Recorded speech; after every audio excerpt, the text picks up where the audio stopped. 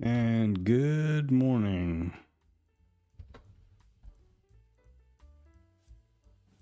Welcome to Risk Neutral Trading. This is my virtual trading journal. I capture everything that you see here on the screens, and my voiceover or my narration here provides insight as to what I was thinking. This alleviates me from having to do screen snaps and all the things that are important for to maintain a journal. Let's see, looks like everything's moving along okie dokie here. Stream is up and happening. That's a good thing. So all of the times that you see and that I refer to on my charts are Central Standard Time. I am not licensed or intend to provide trade or finance advice. And there's a disclaimer in the description here. Please read that. However, I do trade. It's kind of a strange situation because I do trade live. This is my live AMP futures funded account, funded with my money, not a prop thing or anything else. And I take trades here and with complete transparency and full accountability. And, description and what I'm thinking at the moment, etc. Remember, this is my virtual journal. So I need to be as detailed as possible about that. I'm not monetized by YouTube in any way, so I really appreciate likes and subs. And drop something in the chat. That's really great.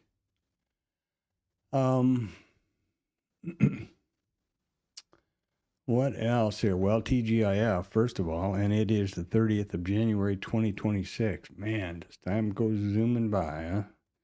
It's a little bit warmer over here. I hope it's pleasant or at least better wherever you are. It's about 4C here this morning, which is about probably 55, 54, something F. So that's... but I think they're talking about colder this winter or this weekend, so I don't know. All right, we've had the PPI out this morning, so that news is done and dusted. You can see where that was right here. What else did I forget about the? I stream in 1440p, so if you don't see crystal clear stuff on your side of YouTube, click the gear and select that high def. The reason I stream to YouTube and stream in general, as I said, it's my virtual journal. And I have a commitment to be completely transparent and fully accountable. No trades ever off of the stream. And that's why the downside of that is why the stream is 7 hours long every day. And I am vigilant about keeping up the chapter timestamp. So, I don't know about you, but I'm not ever going to stand by and listen to 7 hours of stuff to find out where I wanted to look, what I was thinking at the time of a trade or not. So I'm pretty vigilant about the timestamps. So there's that. Okay, let's get on to what's more important here, which is the news. As I said, we've already had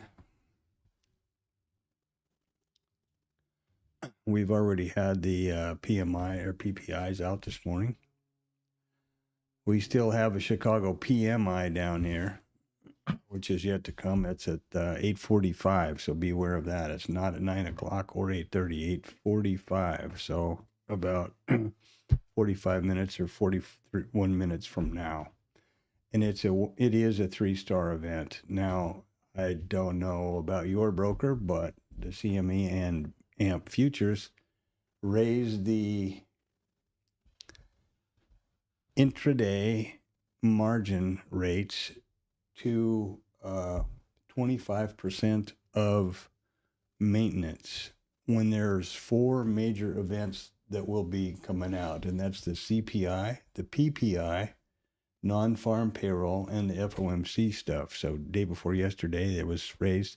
And they do that from 1700 in the evening, the minute that the ETH session opens, through the morning until the report. And then about 15 minutes after those numbers are out, the margins come back to normal. But that could be a real rude awakening if you're not prepared for it. For example, if you're trading the minis, the day rate margin in my case with AMP goes from $400 a day per contract to $5,945 margin requirement, depending on your account size, or, that could be pretty disappointing for you. So there we have that margin story, and here are the numbers. Now this is investing.com, which is my go-to source. Let me just check something here. I think the margins have been rolled back now. Let me check. Yeah. Okay, regular day trading margins have been restored now on my side by AMP. So there we go. I wanted to be sure about that. Investing.com. You can filter for whatever you want. If you're in KL and you only care about the Nikkei, there you go. It's free. That's why you see all these ads floating around here. My theory here is that I want to make this stream and the resources I use as accessible to anyone as possible. Now, I can't do anything about Bookmap or IRT, but, there you go.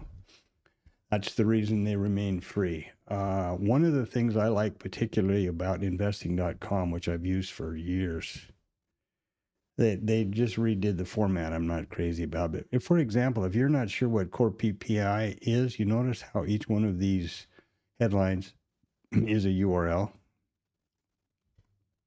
You can click on that and it will give you the history, what it's about, who puts it out, anything you're interested to know about that particular report. Also, we're in earnings now. And you can, go next week, this week, whatever else. This is earnings. So today we've got some energy folks out there. And next Monday, we've got Palantir and AMD and Merck. NVIDIA is going to be floating along here one of these days. We've got the alphabets coming up on next Wednesday. So, there's a lot of good resources here on this particular source. That's why I will always keep it open.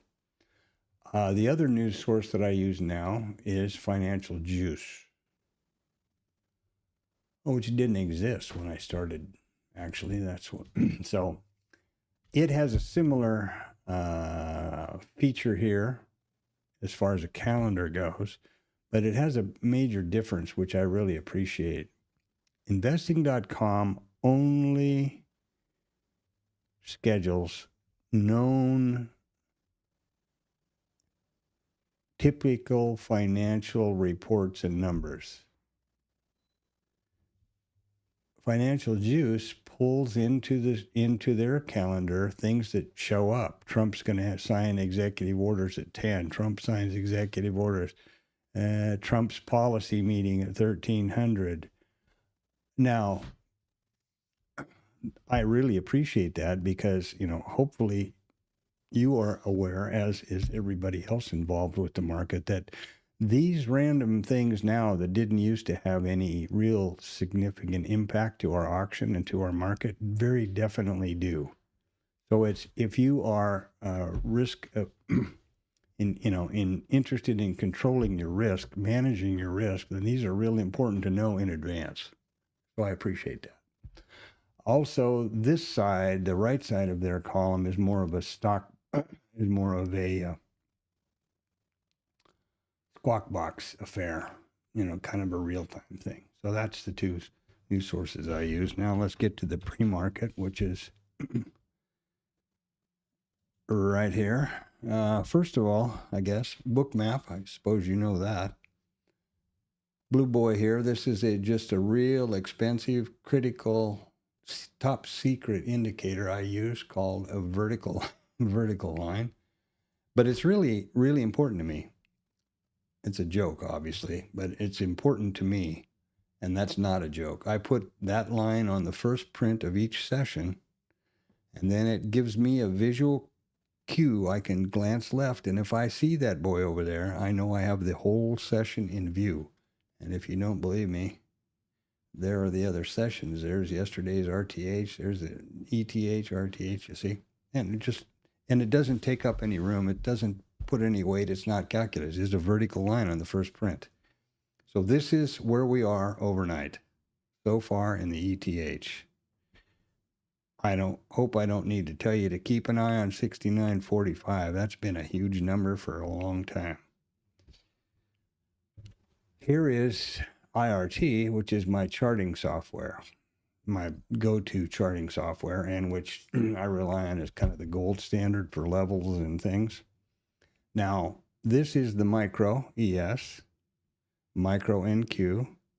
This is my high time frame micro composite chart for the micro ES, and this is market profile for the regular ES mini.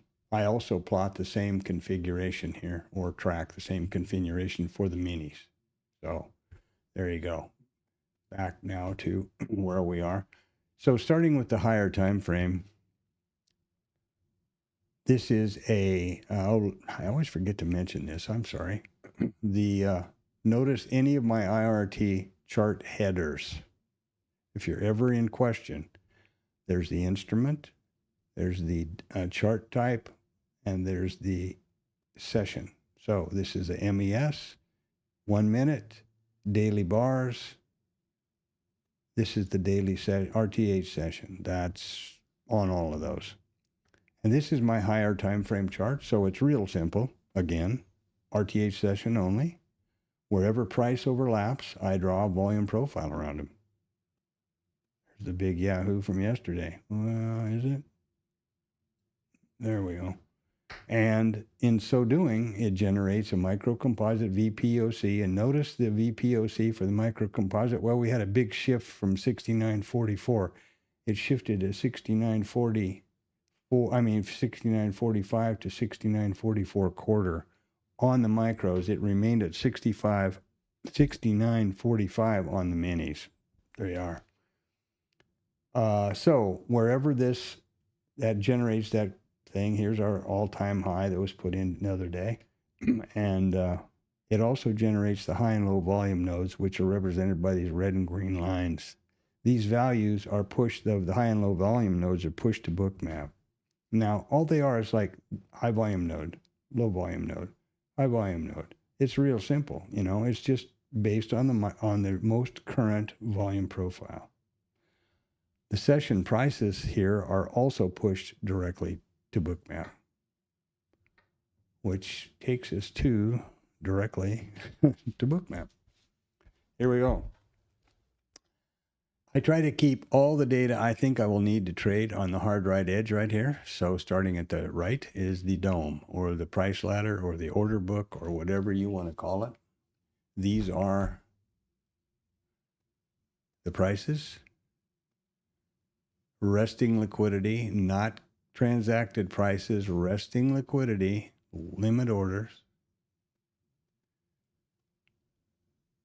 And this is the microcomposite column, where I have entered the previous naked volume point of control from yesterday and the POC at 69 quarter, as I told you, the microcomposite POC. And these are the high and low volume nodes just discussed in the microcomposite chart. This is the full session volume profile, which started plotting last night at 1700 and will continue through 1600 today. And being Friday, it will restart again on Sunday evening at 1700. The RTH volume profile, which will reset one way or another at 8:30 this morning when we open. And this is a real important column to me. This is my statistics column based on the statistical opening type. And I'll explain all of that in a second. And these are the session prices, which push automatically from IRT to bookmap. If these values would be valuable to you, let me know. I share them with a lot of people, free, no problem, and they push nonstop every 30 seconds from 1700 on Sunday night through 1600 today, Friday. It comes as for you on your side, it comes as a CSV link from Google, and you just can put it in Cloud Notes or any of your indicators, whatever program you use, and you should have these values and flags as you see them here. Notice here also that there is no indicator on my charts or my IRT or my book map. There are only a few values, and I trade based on price action values, price levels, volume, and statistics.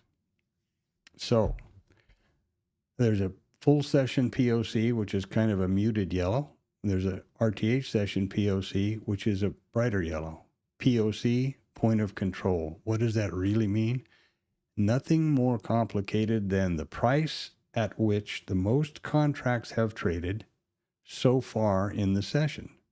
So far in the overnight or the ETH session, we've traded 2,665 contracts right there at 69.60. Oh, I'm sorry. It's just jumped up here, but you get the point. The minute that this changes, as it did, 69.65, and there's 26.65, and there's 26.71. The second that this changes, as it just did while I was talking, that yellow line, that POC moves. Yes, the line continues to print over here so that I have a visual reference of which way the market's moving. Same story for the RTH VPOC. Then there is an RTH Globex VWAP, an RTH VWAP, a Globex mid, RTH mid, and the rest of these levels are just settlement, overnight high, previous RTH close, value area high from the previous RTH session, developing value area high or low from the current auction. That's it. It's just common sense, abbreviations. Let's look at statistics, which is really important to me. This column, the first thing I do is determine what the statistical open for this RTH session will be. There are only two criteria and real simple, like everything else I do. The KISS principle. Here's our trade right now. If we opened right here, right now, how would that compare to the previous RTH close? Well, there's the close, and here we are. So that would be lower. How would this price compare to the previous RTH range? Well, very definitely in range. So, as yesterday, we're likely to open lower in range. I change the title of that column every day to reflect the correct day open for that, statistical open for that day. And I do that because when I look back at a screen snap or the stream, I can see that title and it tells me a lot of information instantly. Now, the next thing we're going to do is delete these notes, which are the statistics from yesterday, because they're from yesterday. And now we'll input the statistics, expected for today. How do we do that? Well, we go to this tab right here, which I use for a couple things actually, but here is the statistical homework report for the MES in IRT. And what this whole thing is really simple. First of all, IRT, graciously highlights the correct open type. So if you're not sure about what you're doing, you can confirm it. Happens, coincidentally, it's going to be the same as yesterday, so it's already highlighted. It won't be highlighted until 8:30, obviously. The way this study works is very simple. Looks back at the most recent 1,666 trading days. Of those trading days, we opened lower in range 488 of them. Of the days where we opened lower in range, price revisited the overnight mid 82.8% of the time in this upcoming RTH session. So overnight mid, 82.8. And there you have it. That's all there is to it. I gotta try to get these accurate though. That drives me crazy. Short trip. And then I'll just simply go down the line. Mid, overnight volume point of control was 80.7. Overnight volume point of control.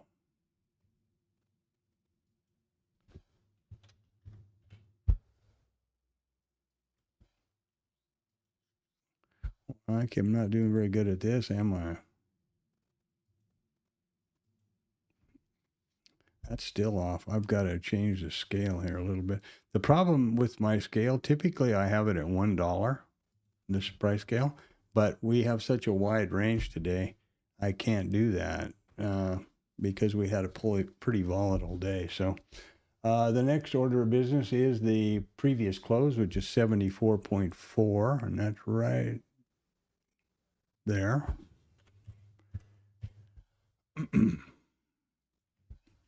And the IB high, which is pretty cool. That's what I was looking for. Let's get down and see if we find it. Well, it's buried under the previous RTH high here because, as you hopefully know, the initial balance high and low are nothing more than the high and the low of the first 1 hour of the RTH trading session. So yesterday we traded up here for the RTH high, which is also the IB high, because it was in the first 1 hour and we never went back there.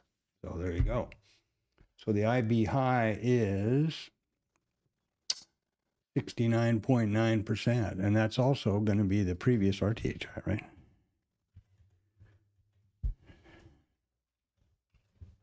And I always put the initials there because, by definition, the minute we open, this flag and this reference line are going to jump down to wherever we're trading, right? That's how the whole thing works. Previous close, we have IB high, previous mid, POC, value area low. Overnight low is 66.2. Okay. Let's get down here to the overnight low.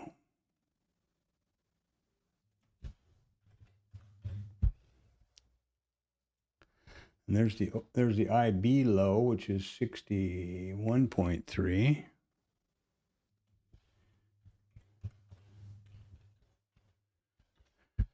And there we go. Now I've got to do something that I do every day, and I see that I'm late, so excuse me, but I've got to do the TLab snap, and that's something I do every day at 8:20, and so I'm late, and so I'll be getting all kind of nasty grams probably. What, you ask, is the TLab snap? Well, God damn it. There we go. It is a book map. First of all, the TLab is a book map.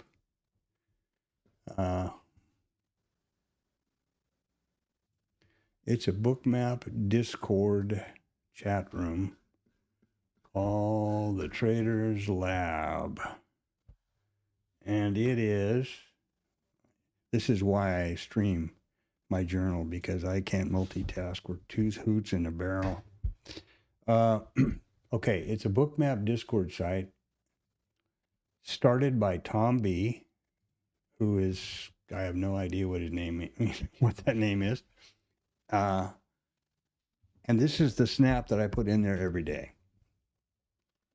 This came about years ago. I was very active in there for a long time before I started streaming because of, I'm focused on the stream and narrating my trade. So here we have pretty much every level that folks in there that don't have the same kind of charting may not have access to. And this came about actually early on when I noticed that right before the open, there'd be a flurry of, what was the POC? What is the POC? And those kind of things. So I thought, well, if everybody had one snap, they could just grab and save and have all the levels they wanted, it might help. And so I've been doing that every day since, I don't know, a couple of years, probably 3, I guess, maybe 4, I don't know. Whatever it is, doesn't matter. This is that snap. So let's now move back to something that you might find, continuing with the pre-market here. Here's our open. Here we're trading. So we've pretty much been negative short inventory all night. We did have a little bit of profit taking back up here, but didn't get anywhere on the number. So I would be kind of looking for some responsive buying to take profit. And just let me point out to you that this is yesterday with that huge selling spike. And here, this little nub right here is where we're trading right now. So let that be a warning to you. The next thing that's important to do probably is to be able to trade. Okay, in order to do that on Bookmap, stand by one.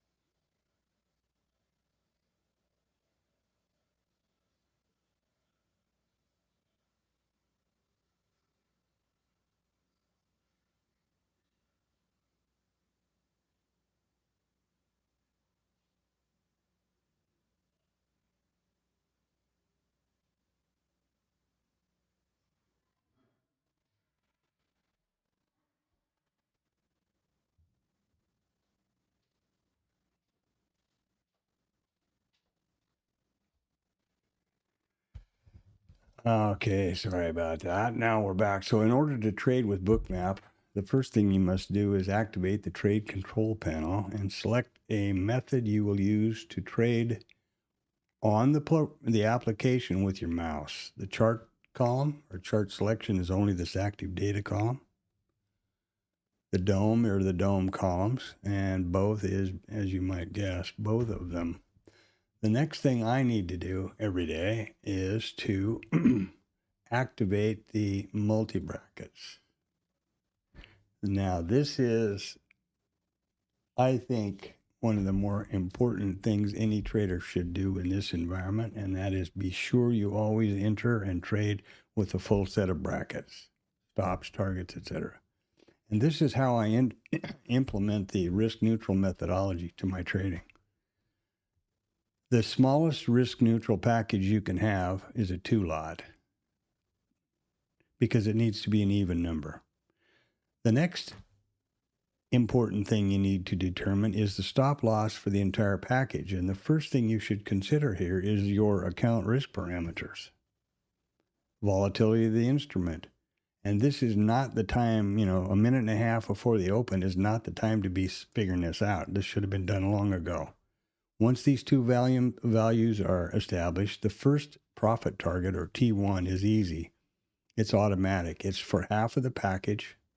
It's for the same amount of stops positively as the ticks positively as the stop is negative. And then there's the runner. And you can do whatever you want. However you go at it. I also use the Execution Pro football because I have worked out with my backtesting. Wait a second here.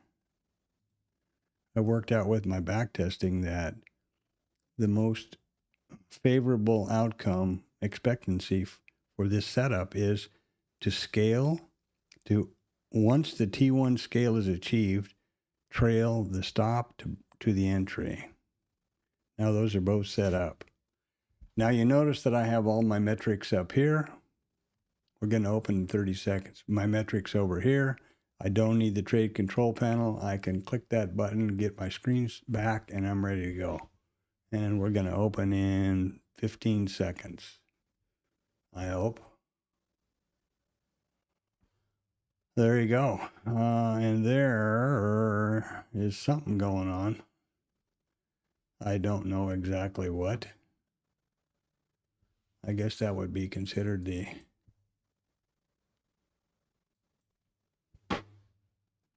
boy, this damn thing not resetting properly is making me so crazy. And of course, that's a really teensy weensy small step based on, I don't know what. It just can't seem. You see this crap down here? It's choking on the data. Why that's affecting the reset, I don't know, but it'll be okay in a minute. Other than I'll be pissed. And the next thing I do then, right after this open, first I'm not trading the open, so that's not a thing. Look at this son of a bitch. It's just frustrating. There we go. Stupid thing. First thing I do then is to set my charting to RTH, session from full session. Nobody wants to do anything. Nobody wants to play nice today. And you know, I don't get it. This computer, I build my own machine, so I know what's going on, pretty much, I hope, I think. This thing is, you know, it's an i9 12900K, and it's got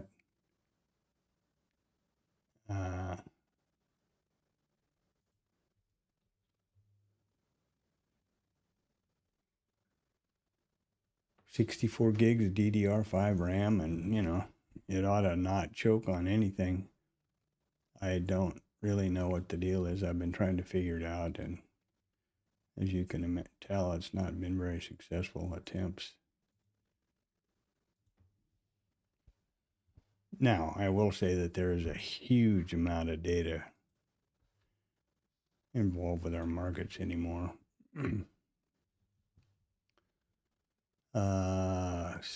Saw a real interesting graph about that.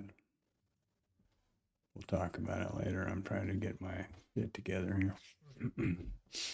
Okay. So there we go.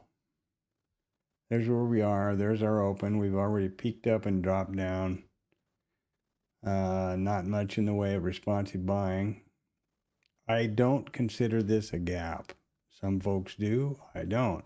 For me, a gap is previous RTH range as it relates to the current RTH open. In this case, this is opening lower in range. That's not a gap in my world at all. And that's 100% up to you.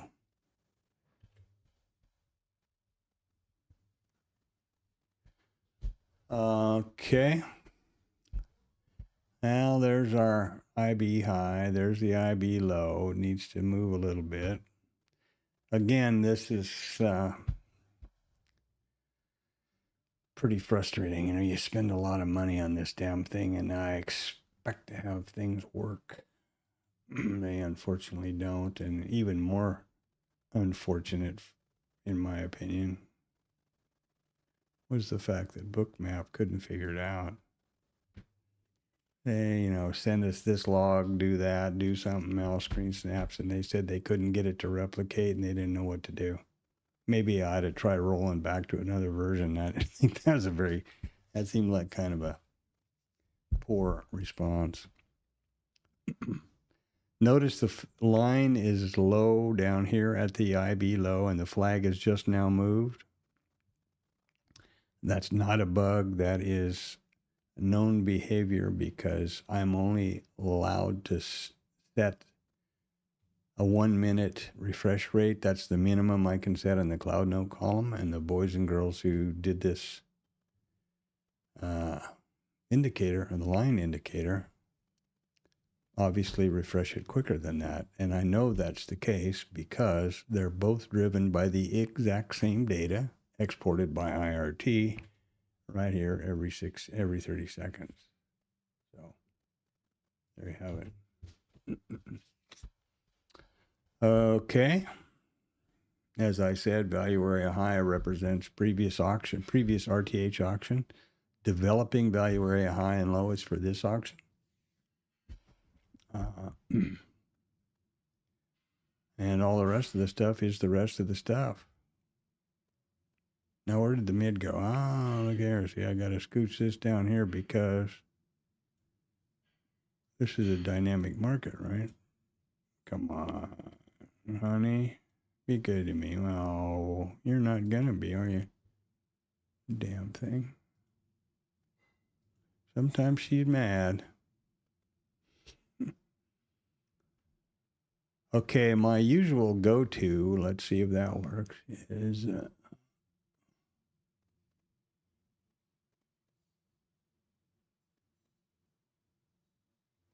1 point high. And blue boy on the job. So we continue to push higher. Some of that responsive buying, I guess. And there's all this crazy news stuff. It's been a hell of a week, and earnings on top of everything else. My advice is be real cautious. Remember that your job as a trader, your number one job as a trader is to maintain your account. And then second job is to grow your account. The only way you're going to do that is with risk management. That's why I say multi-brackets is so important, and only trade setups which you have vetted and proven yourself to have a statistical positive expectancy. Talk about that later, but there's a lot of people throwing out, oh, this is my vetted trade, this is a structured trade, blah, blah, blah. That can be a big problem. I don't know if I was able to get the whole TLab spiel in there this morning, but, shoot me if I didn't. I recommend it simply because you're not ever, or at least I've never known anybody them to ever solicit anyone for anything. And Tom B., who leads it, I think is a good guy. And I believe, I have no proof that he's what he says he is, which is a professional trader of 46 years, but I believe him. He doesn't call trades, nor does he trade live. So there's those two things. There you go. Back to now.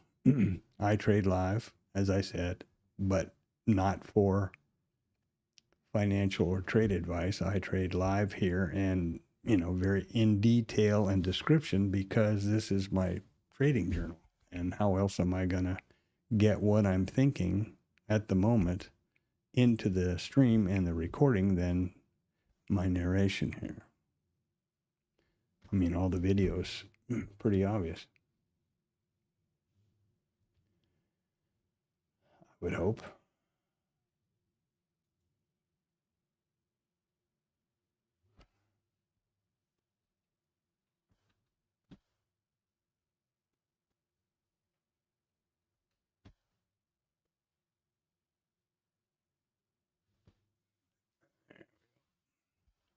I didn't see that when I looked here a minute ago. I wanted to be sure I had it right.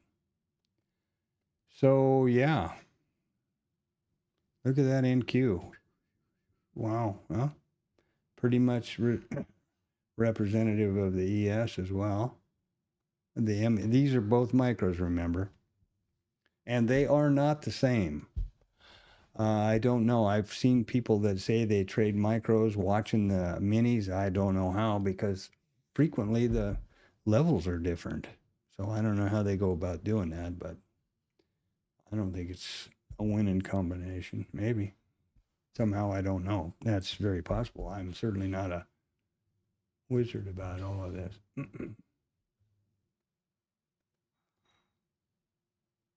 Also need to point out here that as we take out, you push that high up, VPOC has migrated up a bit. Yeah, RTH. this is my trading journal, and I'm talking to myself, and this is how I'm trading at this point in time on the 30th of January, 2026. And this is by no means meant to be a my way or the highway. This is the right thing to do. Do what I tell you. None of that. And frankly, if you have a way or a trading system that is consistently profitable, good for you. Don't change and put it, drop it into the chat so that we can. I'm all ears. All ears. My goal is to have a consistently profitable trading business. Now, that means I'm not interested in gambling or whipping and spurring or, trading a million trades a day or something like that. And if it works for you, again, that's fine, but I can't do that, so I'm not going to.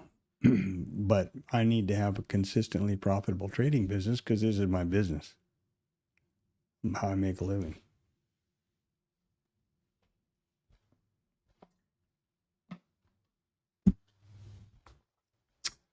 And here we are now.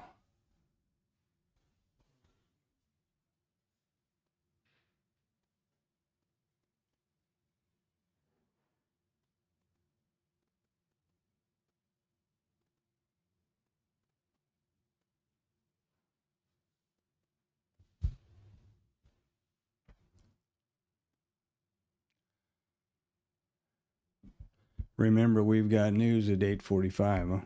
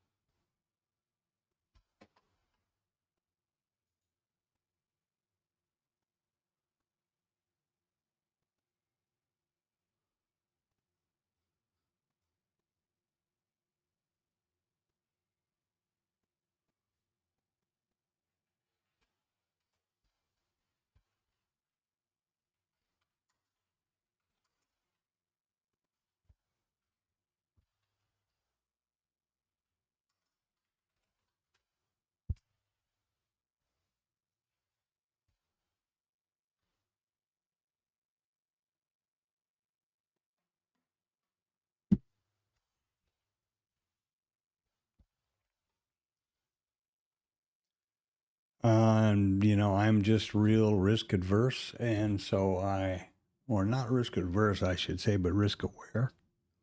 And I have no intentions of being in a trade into news events, and that's why I'm so throughout the day. I'm fairly diligent about trying to keep up with the random risk band back there in DC.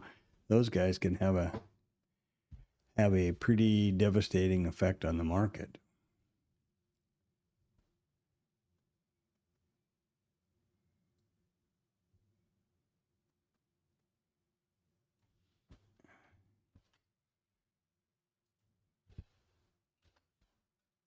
And that's not a political statement. That is a fact.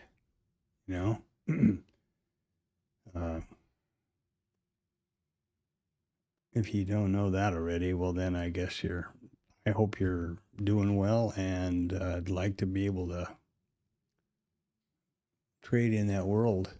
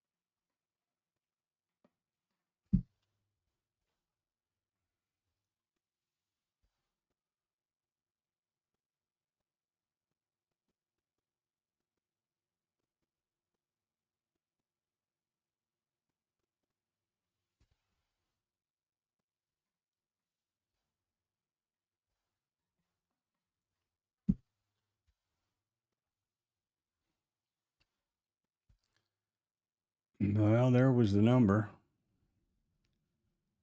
right there. I'm assuming. Let's look, shall we? Boop, boop. Yeah, not out yet according to this, but it's probably not updated. Let's make sure that happens. Yeah. That's one hell of a bump. 42.7 previous, 43 forecast, and 54? Wow. That's one hell of a bump.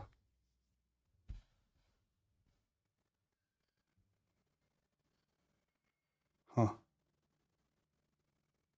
I'd go figure, you know. Apparently Trump is going to be announcing or picking whatever. His new choice for Fed chair this morning. According to all the news, it's Kevin Warsh.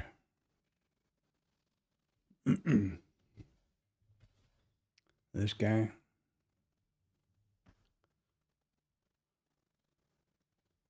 Was a hawk, was a real anti-inflationary hawk, and has decided that, I guess, job security and that is more important to him, I guess, than shepherding the economy for the good of the people. My opinion. My opinion.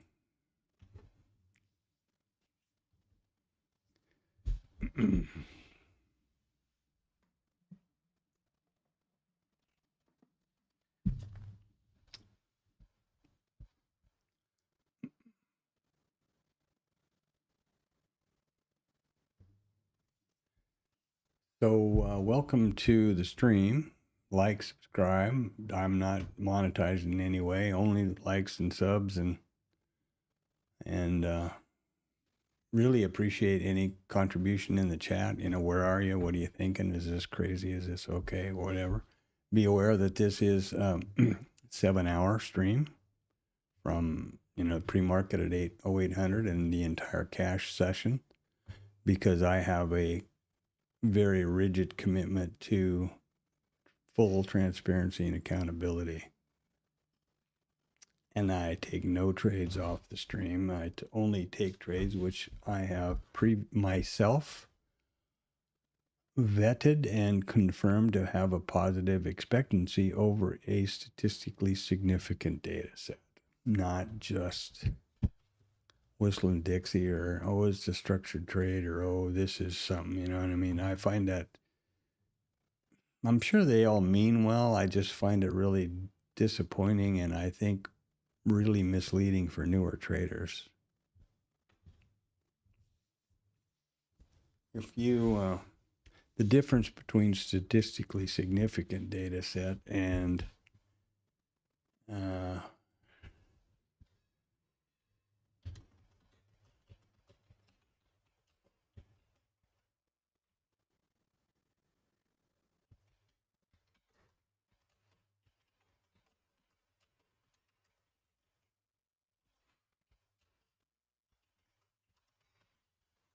I hope I spelled any of that right. I'm updating the timestamp there, which is a new one, and so I have to type it. It's not hotkeyed. The difference between a statistically significant data set and a random distribution is real easy. Everybody, I'm sure, in the sound of my voice here knows that a coin is 50-50. Flipping a coin. Everybody knows that. If you flip a coin 10 times or 20, are you surprised at all that there's more heads than tails or vice versa? Of course not. That's random distribution. You flip the coin 1,000 or so times, and you're going to be pretty close to 50-50. If you're not, then you would be wanting to check out the coin. That's the difference between statistically significant data set to verify, for vetting a trade. If you're saying I've got an expectancy of 5 points and a win rate of 65%, and I was over 4 trades in 10 days. That's absolutely useless. So that's something that you should be cautious about. I typically trade. My back tests run 500 days and are always around 1,000 trades. So I feel that that's probably statistically significant for my world. And then I would take no trade that hadn't gone through that process a number of times with various what-if optimization ideas, not curve fitting, but what if, like, okay, what if you have just as we set up here earlier today, got a 5-tick or a 12-tick stop, 12-tick T1, and a 48-tick T2. Okay, what's the back test on that look like with nothing, no changes? How about if you trail up, once T1 is achieved, you trail up the stop to entry? What's that look like? What is the expectancy? What's the win rate? What are the consecutive winners, consecutive losers, et cetera? And that's what I've done. So that's why I have set that trailing stop to do just that. And I'll show you those stats later, but I got to now think about getting things ready to go here in the for the back test and the trading system now that I've been busy talking about it.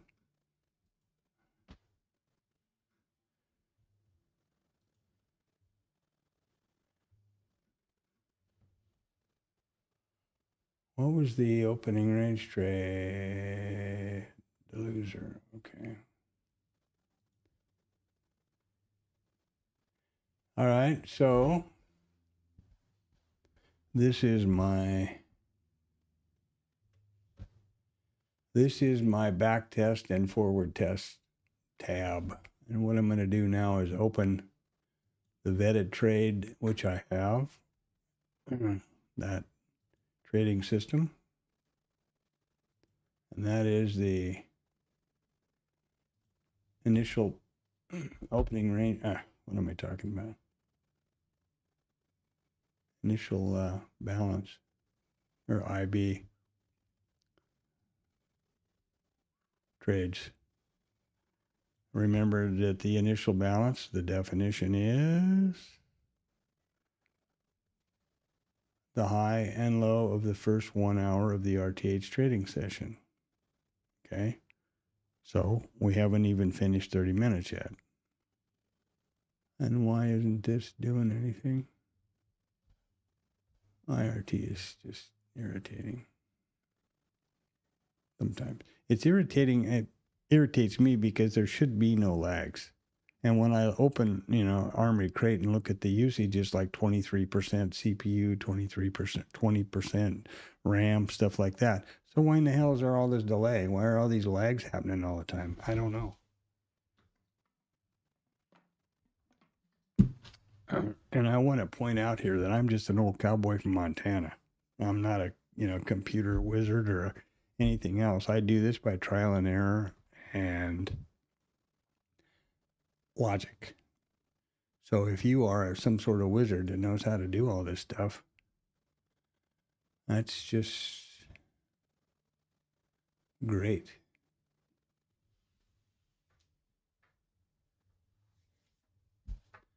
And I can see right now that this isn't working very well. Notice the heartbeat up here? That's not taking any new data from Rhythmic. Jesus, that's irritating. I was thinking that not having this open before the open would reduce the lag and the delay. And that clearly wasn't a very good idea. There should be, let me check Rhythmic here. Is Rhythmic falling over? No? Well, it's clearly not falling over because IRT is Bookmap is running all over the place. IRT has come to a complete halt because of that trading system trying to get going. That was a bad idea. Note to self, don't do that anymore. Okay, what if this works, which I don't, yeah, it seems to be. I'm going to restart Rhythmic, or whatever this thing's called, IRT. This heartbeat should be heartbeating here. There we go. It just pulled one there, but certainly not as it should be. So I'm going to close her down and start it back up again. I shouldn't have to do that crap. One of the things that may be a problem, which I would be the first to recognize, is this machine is also running OBS in the stream. But if I, like I said, if I open up the IRT, the Armory crate, which let's do that. What the hell? Why not? Boo. Okay, this is Armory crate. Now IRT is not running. Let's be sure about that. But this is the Armory crate, which is the my motherboard's the ProArt 690 creator Wi-Fi.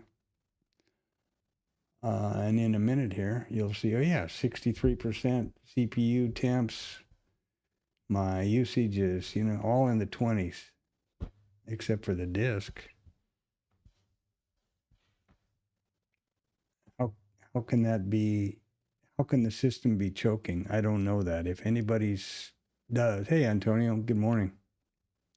Bon dia tudo bem, fofo. Bon fin semana. Yeah, I'm trying to figure out what the hell, why this thing is choking and sputtering. I hope somebody that knows a lot about computers will hear this and weigh in. I see no reason here why I should be having any kind of delays or lags whatsoever. But that's not, that's not bearing out reality. Very well. I see no reason why I shouldn't be a filthy rich entertainer, but guess what? I'm not. So, okay, get rid of that opening range thing. There we go. Get rid of the fractals. There we go. And are we going to get some heartbeat going on here? I don't know.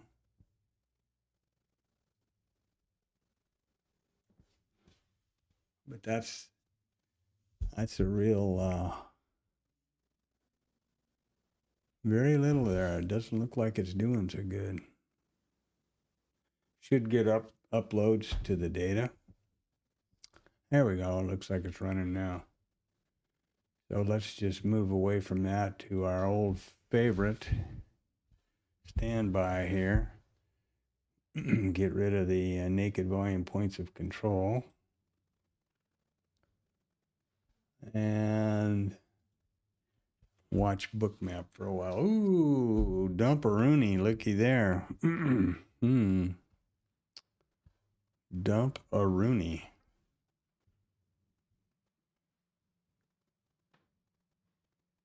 So what's happening now?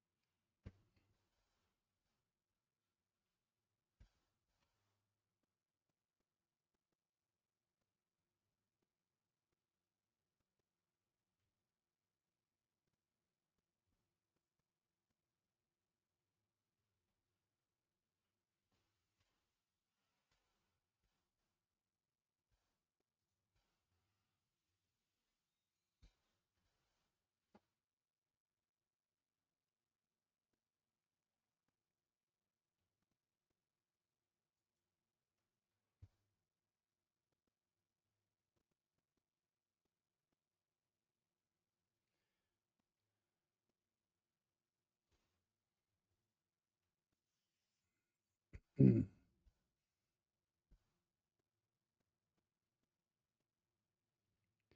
it's a real tight market so far. I would suggest if you have a vetted trade, opening swing, opening range, whatever else, or mean reversion, good for you. I don't have much to do in that's a 25 handle range. I guess that's substantial. Doesn't look like much over here, does it?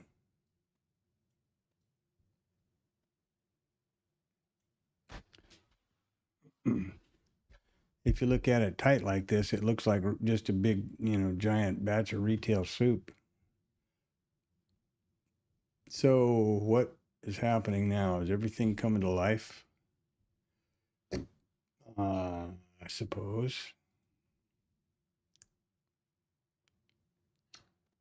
The big question is the trading system. So let's hold our breath and look at that.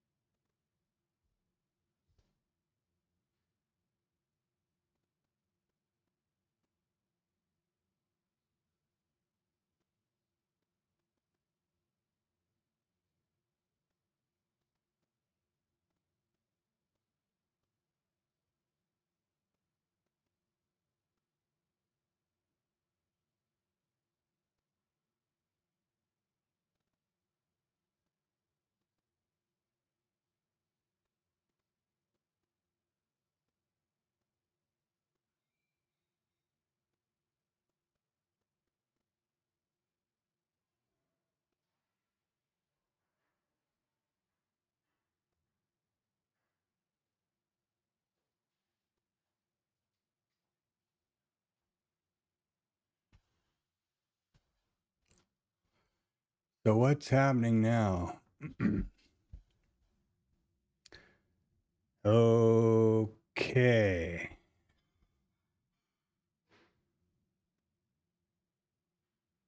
Seems like we're plotting along.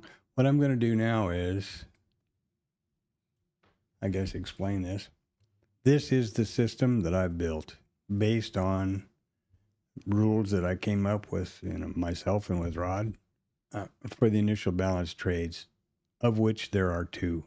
There's an initial balance continuation, an initial balance failure, two of which for the IB low, two of which for the IB high. That's all. That's what these rules do. So in backtesting, the computer evaluates every one of these rules, and this is just Boolean, every one of these rules over every 1 minute bar, however far back you tell it to go look. In my case, it's usually 500 days, which reminds me I want to change this to 5. So it's forward testing for just this week. And you set up the, instrument criteria, the contracts, the session, all those things. And there is absolutely no discretion. So when you get an expectancy, when you can calculate an expectancy, win rate, all those kind of things, it's real. It's not, oh, I scrolled back and looked at this, this and that or something else. Okay, so that's that. Put that soapbox away. Now, what I'm going to do is, next thing that's important is this chart has nothing to do with the trading system, except that these custom indicators here, which I have built for this chart, simply so that I can get a visual verification that stuff is happening when and where I expect it to. Also important to know that this is going to be simulated within IRT. It's live data, it's real data, rhythmic, same as Bookmap, but the trades are going to stick inside of IRT because I do not want them going to my live account. So I'm going to send this system to the chart, and I'm going to turn those off because it just draws green and red lines everywhere. Okay, now, if we scroll back, you'll see that there are trades that were put in yesterday. I guess I don't want to do that. I don't want to screw up the. It has a hard time thinking. There's one. Okay, so there's a trade from yesterday, and that's how they look. That's how the trade would be graphed here when it happens. There's the entry, there's the stop, there's the target, there's the stop, whatever. So it's a scratch. Now I'm going to stand by, and I'll point out something else. These levels aren't being plotted over here. Why is that? Because it's not 9:30 yet. And the way I'm doing this forward testing is when the system signals a trade, and there are, we'll talk about that in a minute, then I manually reproduce that trade on Bookmap with my live account. Manually. A little bit about the system. There are only 3 rules, and I am not very imaginative in my naming. There's an A, a B, and a trigger. Period. So let's see what happens. Now I'm going to try to get this a little bit better, a little bit easier to see. Okay. Now we're coming up here. Ooh, are we getting excited? No, because it's only 9 o'clock. This will not be a statistic until 9:30. Look at this profile. This is something that's important, I believe. What is that profile right now? It is absolutely rotational and balanced, isn't it? And it's within an 85 to 60, so it's a 25 handle range. There are 2 trades in the initial balance trade thing. Brigado. Sorry, I wasn't reading up there.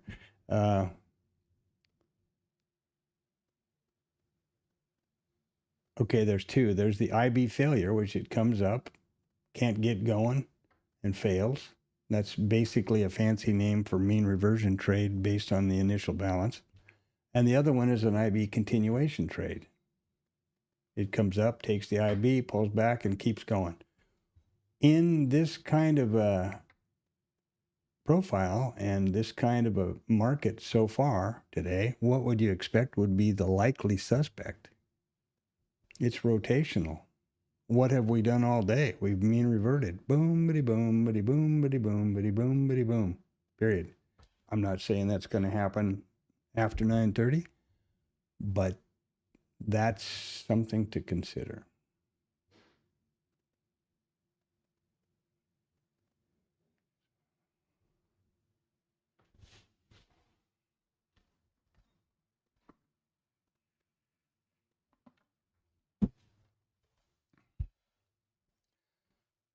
Okay, so that's happening. We can see that. Doesn't look like there's a bunch of lags going on. That's a pretty wonderful thing. I better check the main to make sure I didn't change some stuff last night. Well, that's not very good there. Why is that doing that?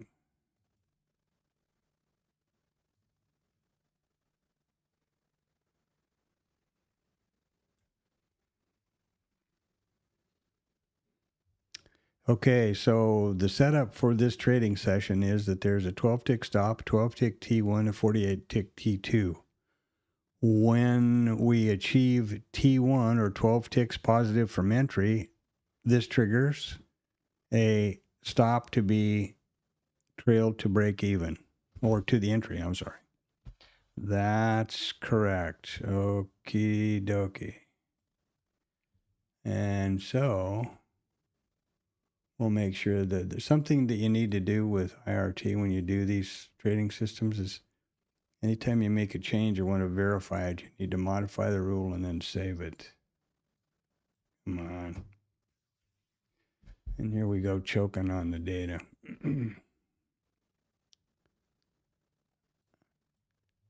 I don't know what to do about that, apart from being really disappointed. Okay. So we see what happens now, next. 10 after 9, basically, so nothing in my world, in my trading world. You see, we pushed up through the initial balance high here and are going to do it again. And that only means that Rod's IB30 has been satisfied, not having anything to do with the initial balance statistic.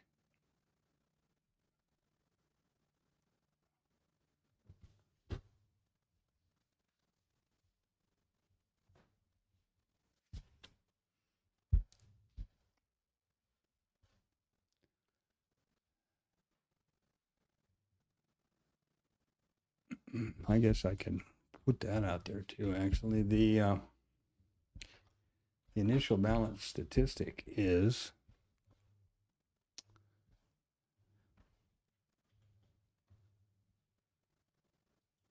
a well-known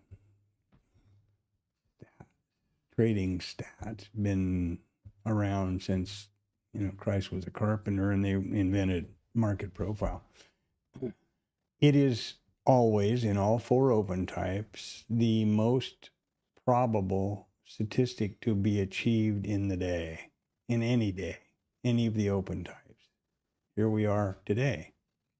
98.4% probability that the IB high or the IB low will be revisited at some point in today's RTH session between 0930 and 1600.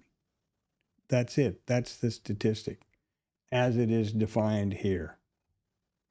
My trade trigger is a bit more, and my trade rule is a bit more involved, but that's the basic statistic. So, you got a 1.6 probability you're not going to take either one of those at some point after 9:30. That's why it's the most prevalent or probable statistic. Always that way. Oh, something else I forgot to point out. It's kind of nice if you have IRT. Notice how some of these have a blue text. Overnight volume point of control is blue. Mid is not. That's because as the statistics or the level are achieved or revisited by price, IRT changes the text color from black to blue. Pretty handy. Interesting, anyway. There we go. Now I'm going to jump back over here. And yeah. Let's go look at the regular one.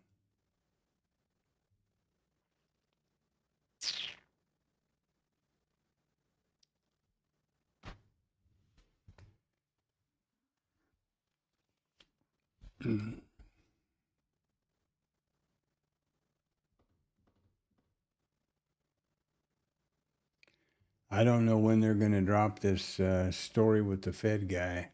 And I can't imagine it's going to be much of a market mover because everybody in the planet has been reporting about it since, I don't know when, last night or this morning or sometime. So I don't know that that's going to be such a big deal.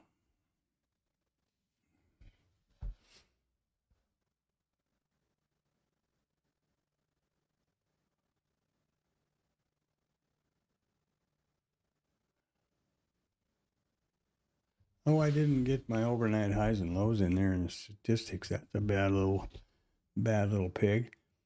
Typically, after you watch this for a while,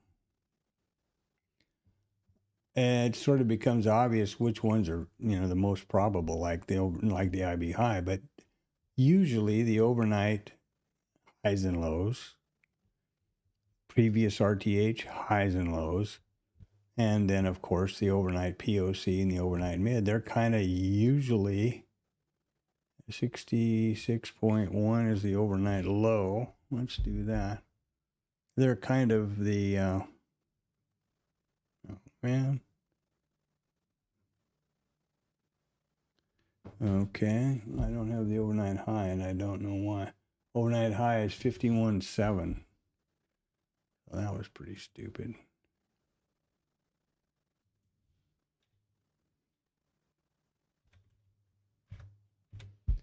I kind of broke everything just to do something that wasn't probably that important. Oh well. So there's that.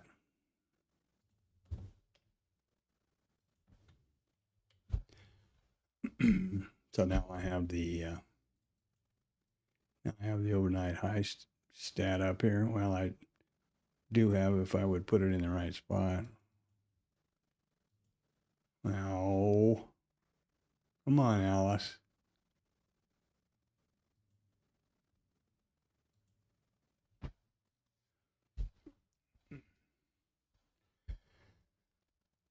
Tagging right up to that close, pretty close, huh?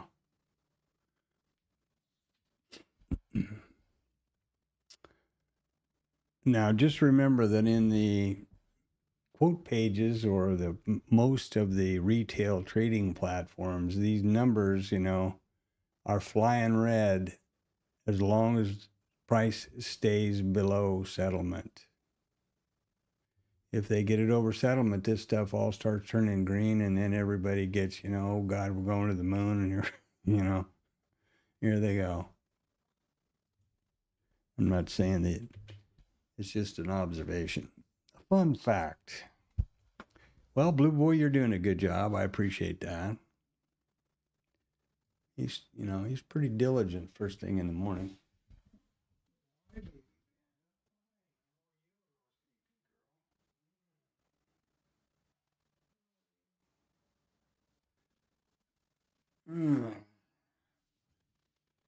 And it was busy waiting for you so long she fell asleep, Antonio. So she just got up and looked at me with a scowl and turned over. I think that means talk quieter, I suppose.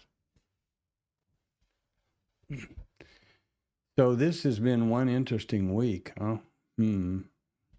Hasn't been a good week for me trading wise. Not that I have taken any stops, or it's that I have not gotten any trades in.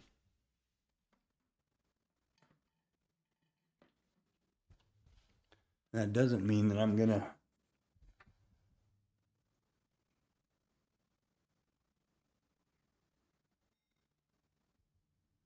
back away from my principles, but yeah.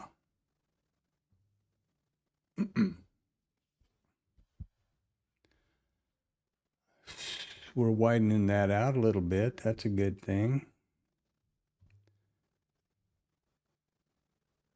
I think that they're going to dump it myself. I don't know. There's a lot of conversation about it.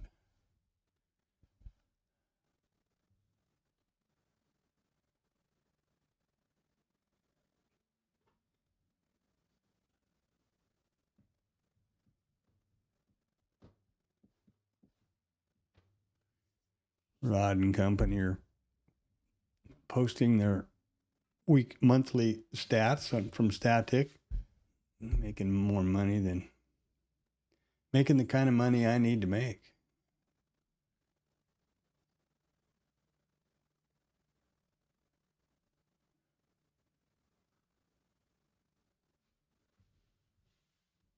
I don't know if he's ever planning on putting that thing public or not. Maybe he's just busy trading, and he's building a house, and they just had another kid. They just had a baby and stuff. He's probably got enough irons in the fire. Hi, baby. Yeah, hi. How are you? Antonio's here.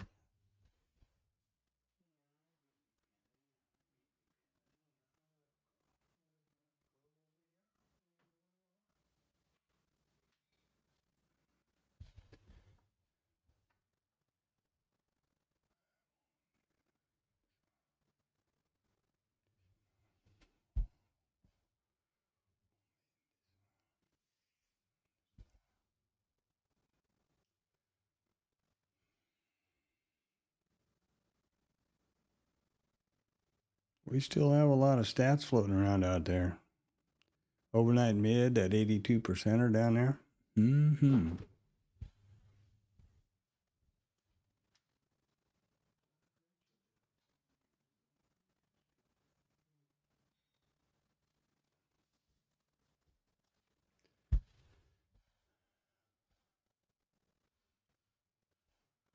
And 10 more minutes until that IB sets and the statistics will go hot. The statistic and my initial balance trades, vetted trades, which brings me to my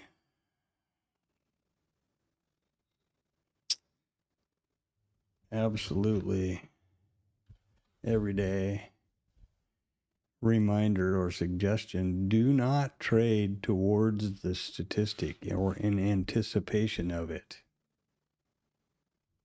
For example, right now, we're above the overnight POC, the mid, the VWAPs, the POCs migrated up, and IB's just above us. Yeah, all of that stuff is true. But anticipating that IB high, stat, or low doesn't have a positive statistic in my world, my data. Wait till a statistic has been achieved at 9:30. Then you actually have something, or it's actually a statistic. It hasn't necessarily been achieved as far as the trading system is concerned, but the statistic is actually is in play.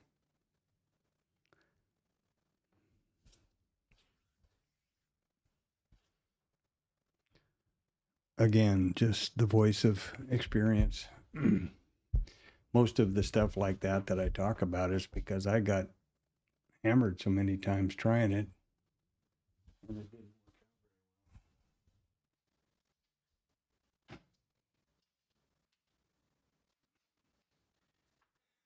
So, you know.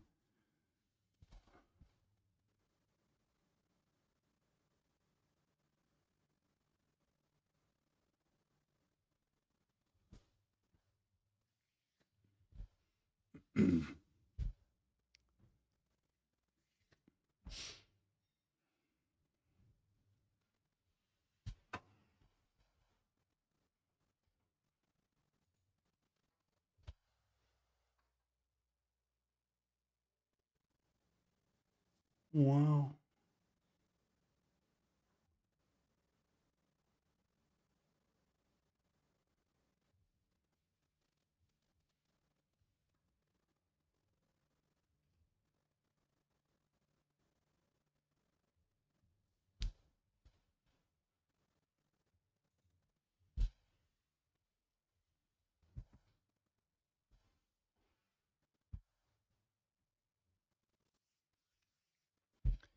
I guess there's a pretty good example of why not to trade in anticipation of that statistic.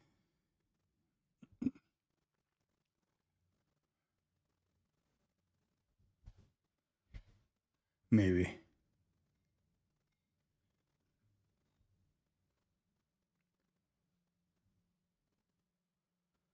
We do have 5 more minutes.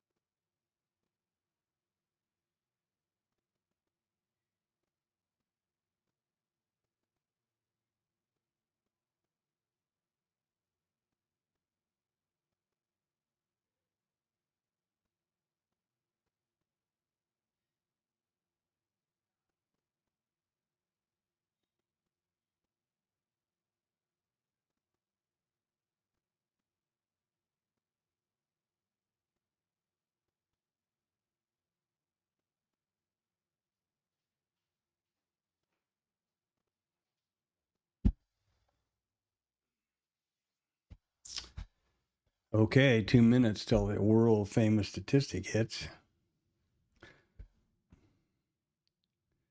I'm going to, I don't think Jorgensen would mind if I do this, I hope. So here is, I don't fight FOMO much, especially intraday on a trade system like this, but here's where it can creep in to get me. Okay, here's his monthly statistic for January. 294 ticks, 7 days, 9 trades, average expectancy, win rate, loss rate, all that stuff, trades, Daisy took them, all that kind of thing. That's where FOMO can hit me because I am trying to be religiously stick to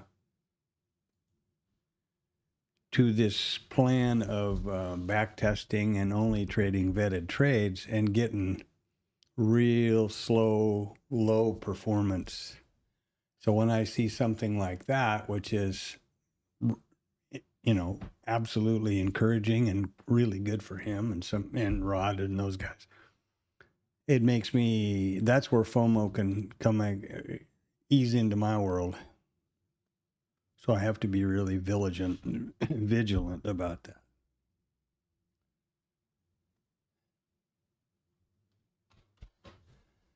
And here we go.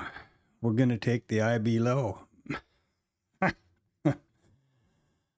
Or not. Or we're going to get down here and get everybody all shook up and then go the other way. You never know. It's not 9:30. It's pretty damn close, though, 30 seconds.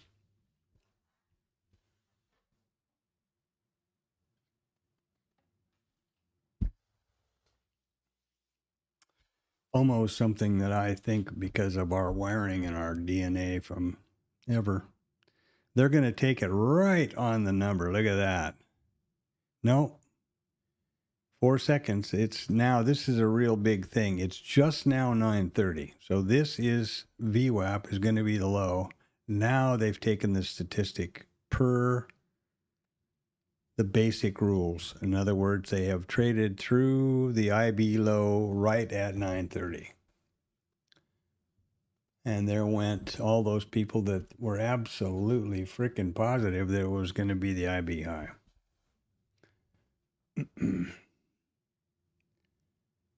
The system now is way behind the curve. It has not recorded this first IB low. We are just now starting to push the levels, and these will be pushed across the book map. This is a qualifier, but it's just not too quick, I guess. For my A signal.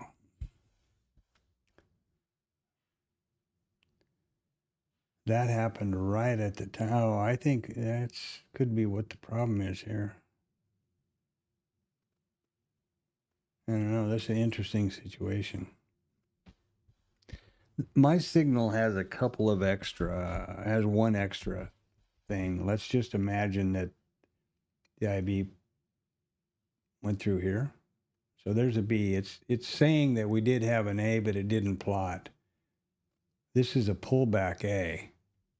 Comes down here to the trigger. It'll take a IB failure, or the reversal trade, and right there. And I don't believe that's going to be the case. But I should put a long on there. I just don't feel like that's the right thing to do, and that's terrible. They use discretion, but I'm having a hard time understanding what we're doing here.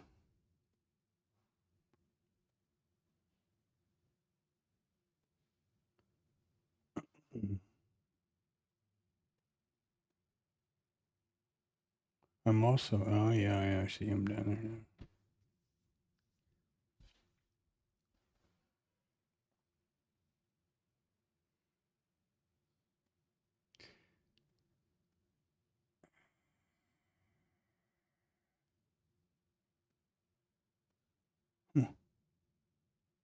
I'm not sure what is the deal. Here.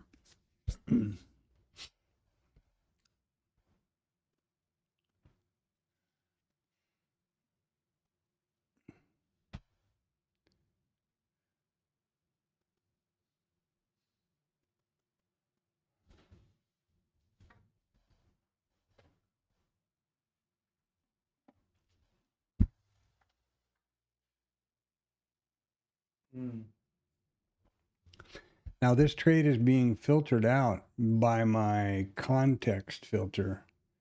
That might be something I need to look at, which is a volume based, essentially essentially an moving average.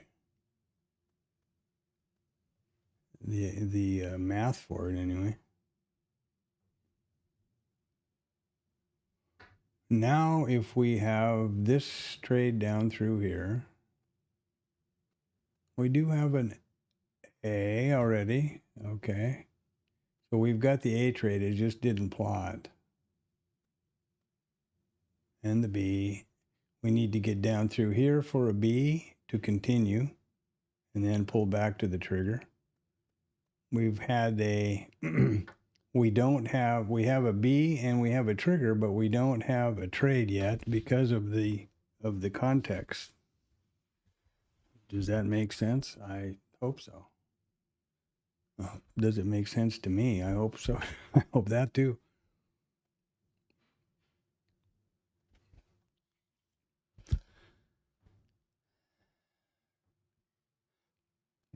So had I taken the trade as signaled on Bookmap, right there, it would be scaled and headed for higher ground.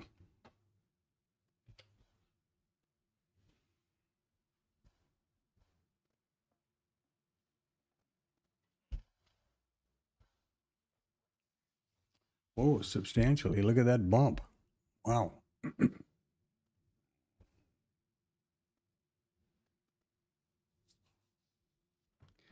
11-millisecond lag, and that just now 14, and that's totally. Here's what price is doing. Here's what price is doing on Bookmap.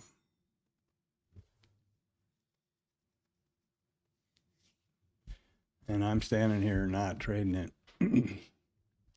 That was a real error on my part, not taking the signal. Very, very definitely.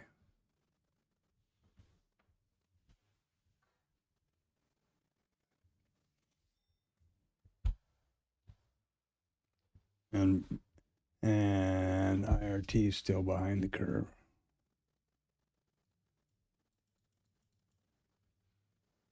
Oh, there.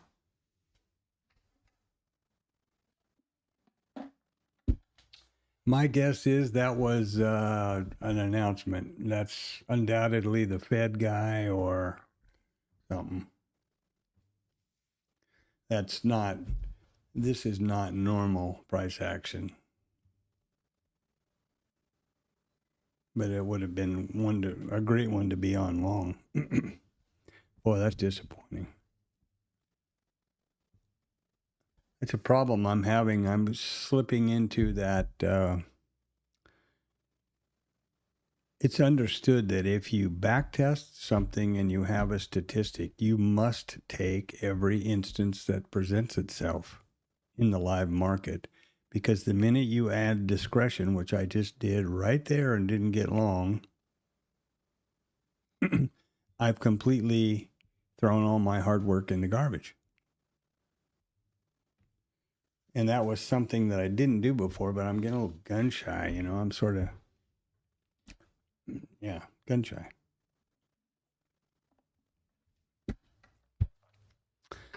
So there was no number out, but I'll bet you there was somebody said something. Let's look.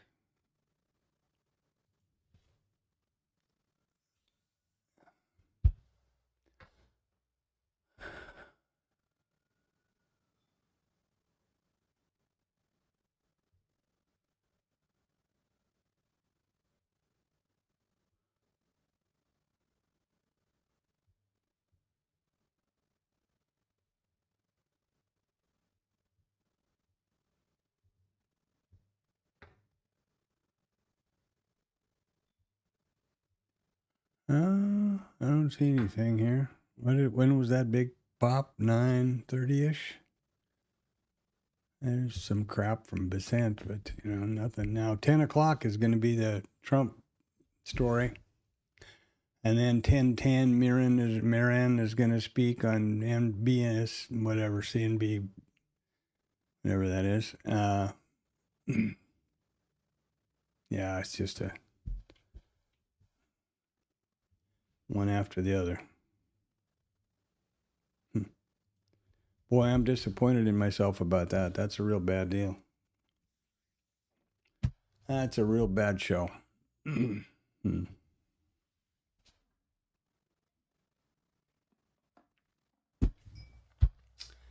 Now, it's not.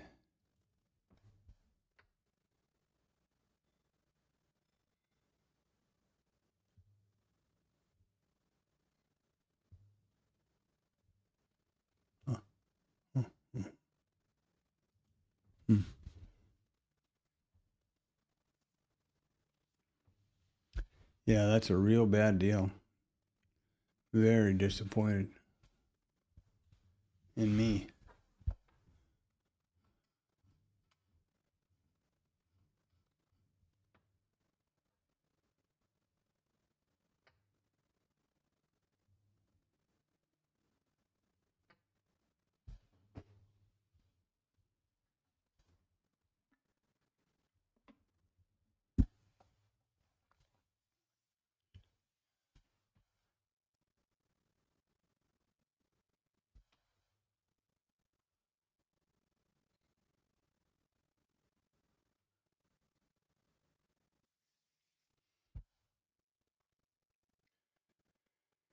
Well, that is just annoying.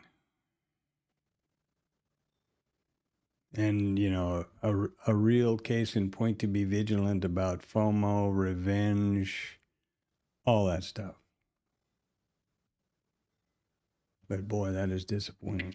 Especially when I have got my mouse down here and clicking on and I think even articulated here in the stream that I need to put a long on.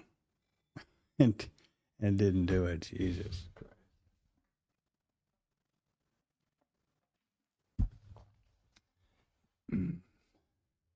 As they say, you were probably the biggest problem you've got trading. And it looks like I've been pretty vigilant about taking trades as signal without hesitation. My problem, I guess, or what held me up was the fact that the system has not taken the trade because of that filter. So, but that doesn't make it any better. That doesn't make this signal for an IB failure long. Doesn't make it any better.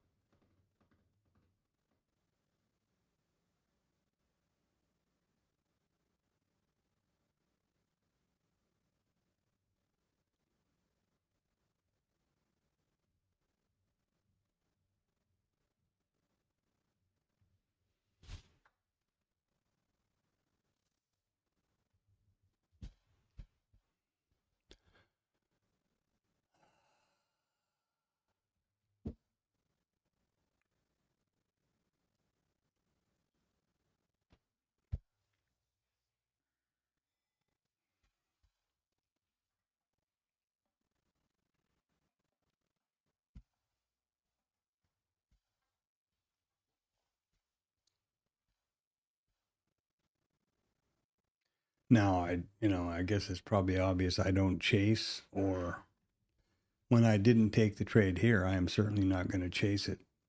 I wouldn't have had the knowledge to have done so, or even the inclination to have done so. But because this is an anomalous behavior here.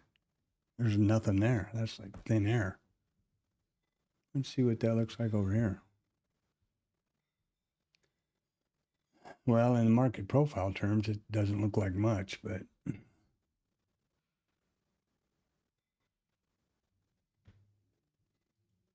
that was pretty crazy price action as far as I'm concerned. You know, this and this, that has to be based on something. I don't see anything except Basant babbling about Iran. He's gonna find out where Iran is wiring their money. Okay.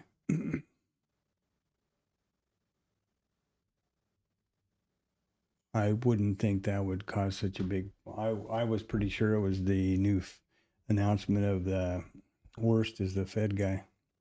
Is that his name, Worst? Did I get that right? What a weird name. I didn't even think of that before. Warsh. There you go. I was going to say, wow, that's got to be a tough name to grow up with if it's Worst. Apparently, well, obviously intelligent fella. Youngest Fed guy is in his 50s, I think.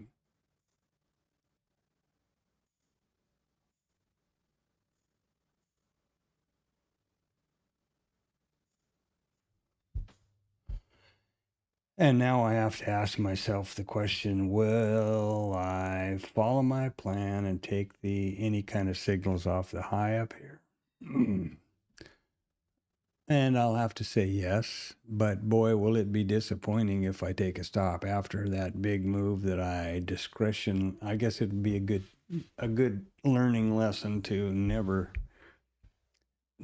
use my discretion.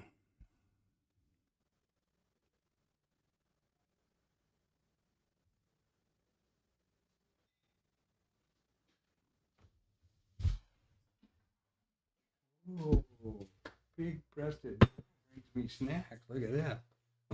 Oh, I got a good mama-san over here now.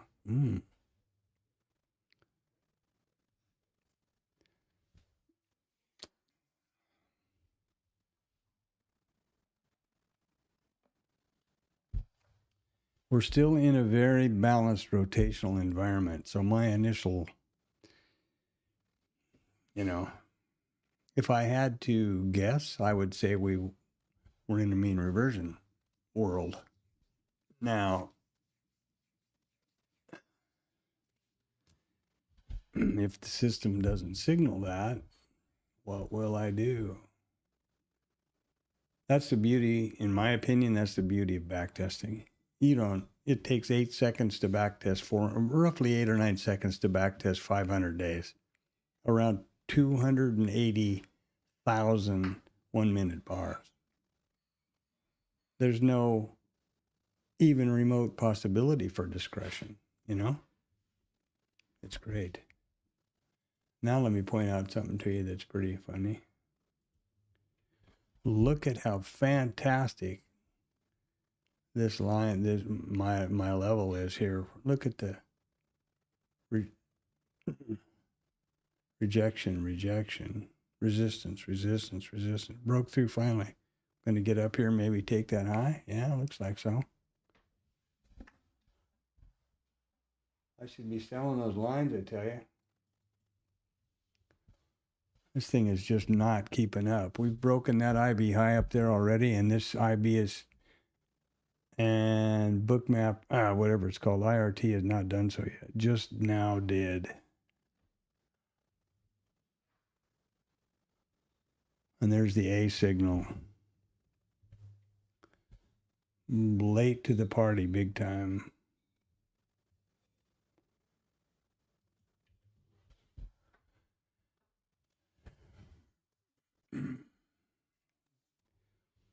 Now, if they bring it back down to that B, but you see how far behind this is?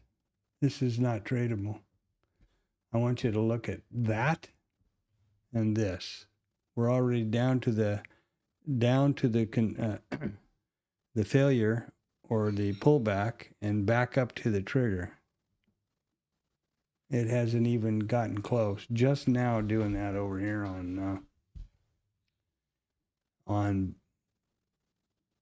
what's the lag? Oh, none, no lag. How can that be happening?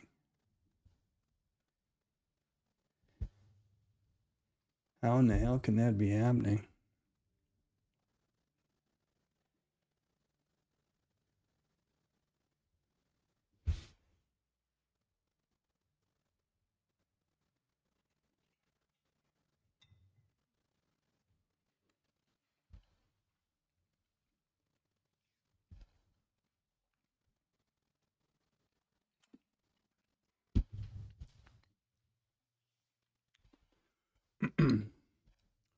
Don't have a B yet.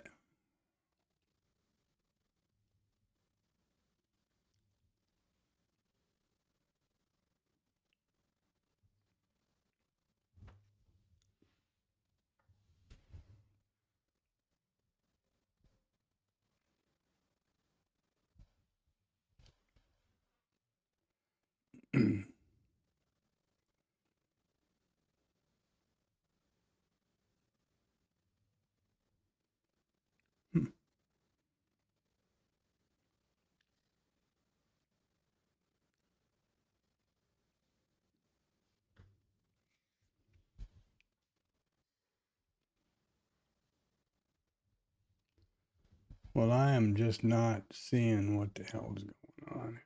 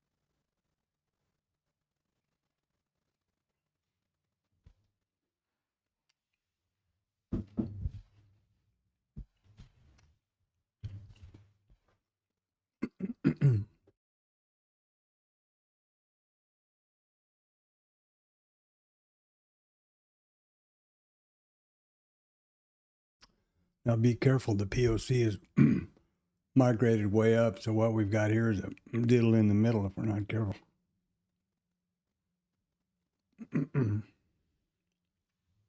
Boy, that's a real disappointment, missing that one off the bottom. Son of a gun.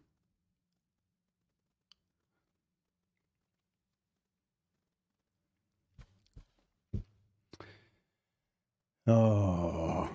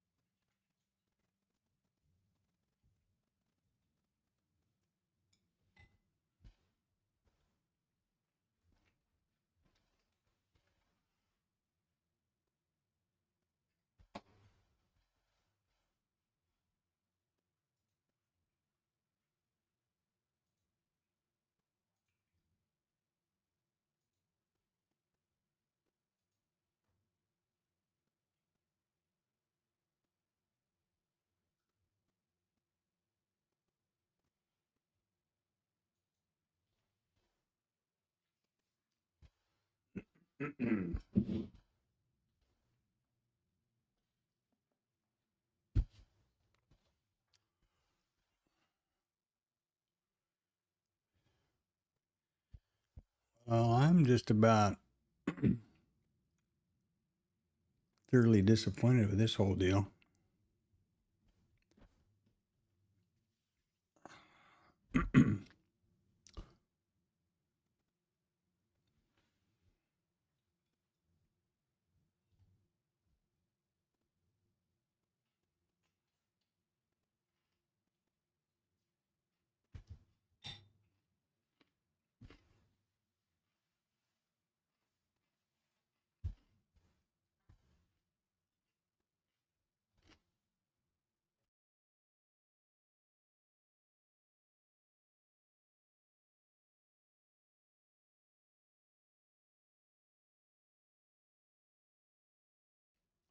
Damn, boy, I tell you.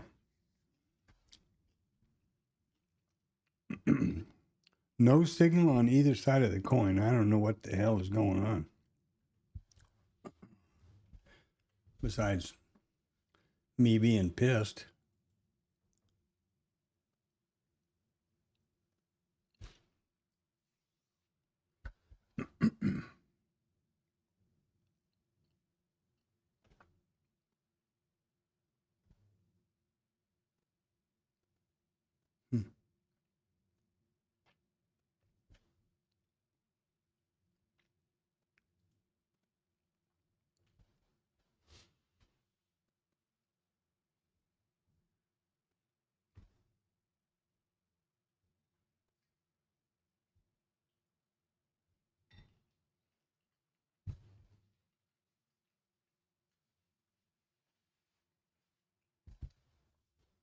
Damn, look at there.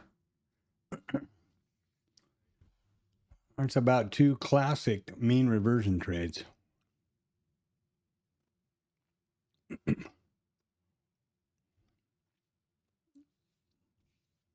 And I'm held out on a technicality. Well, as far as the trading system is concerned. Huh. Well, this is a good test of my awareness of Monkey Boy. Fortunately, I put him out in the yard.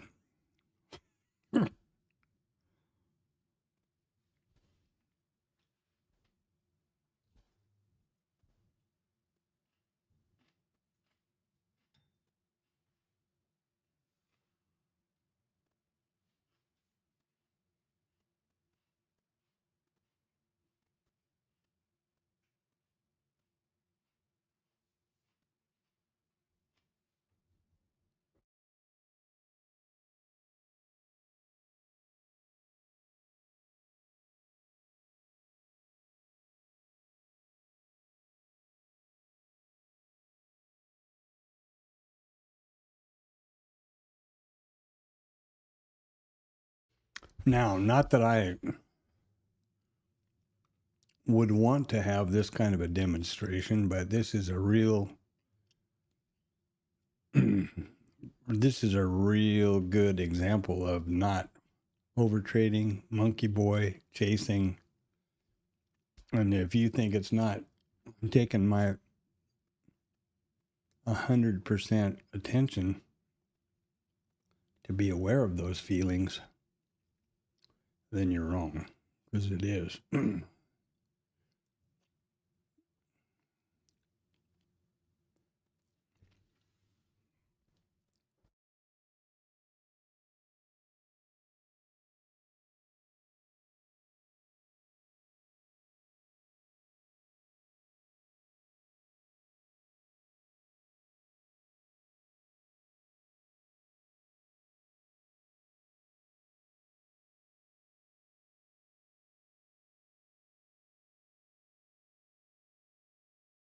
You know, right here today so far, I'd be about 120 or something ticks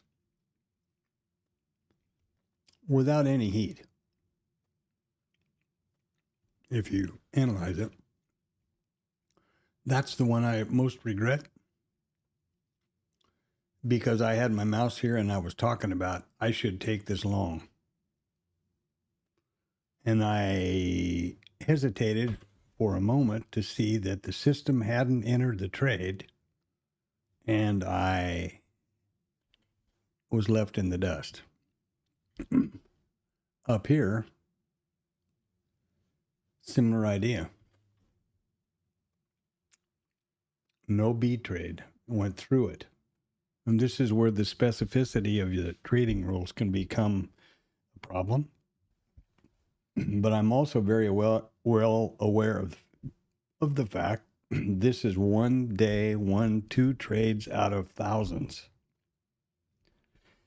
Number one. And number two, if I want to say, okay, you know, what's wrong here is that the B signal, assuming this, let's just pretend the B signal. Okay, what it says is that it opens above and it closes within the pullback zone. Well, let's say that, okay, I don't think that's valid. I think where it closes doesn't matter. So the only way that you can systematically prove that and do it in a statistically logical way is to do a back test on the original system, change this one rule that you think is important, and then do another back test. If it's positive, great. If it's not, then there you go. That's what I believe.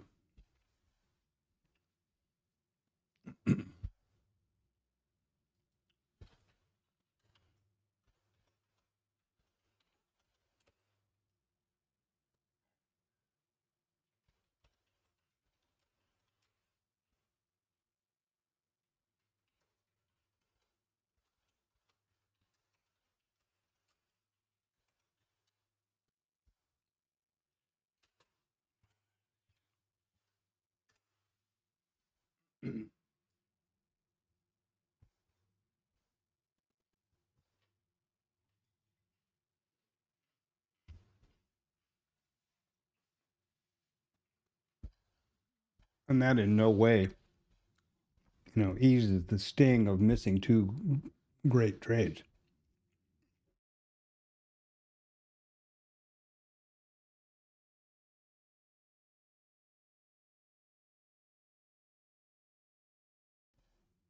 But I made a commitment to stick with this process, and that's what I'm going to do.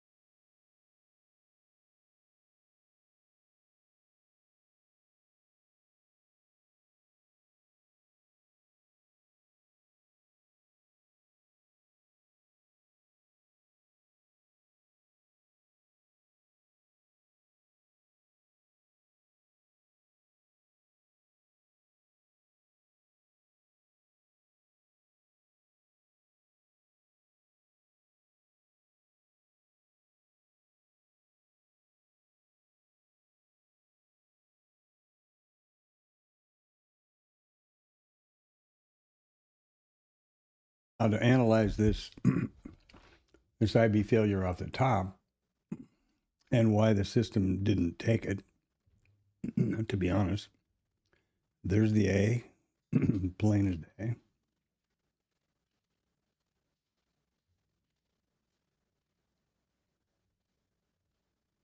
That isn't right. What I was going to say was, here's the B. She went to jump in there, but she needed a little help. There's the signal. I mean, it penetrates, but even if that, depending on, no matter how that signal is written, we never got back to the trigger. Now, I don't know. I have to look again.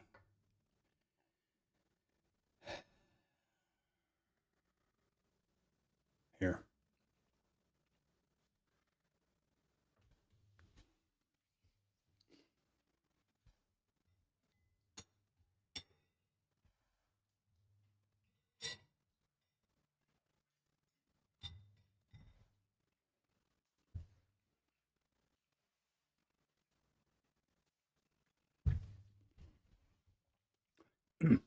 I've only got 3 rules in this thing, and they're, pretty obvious.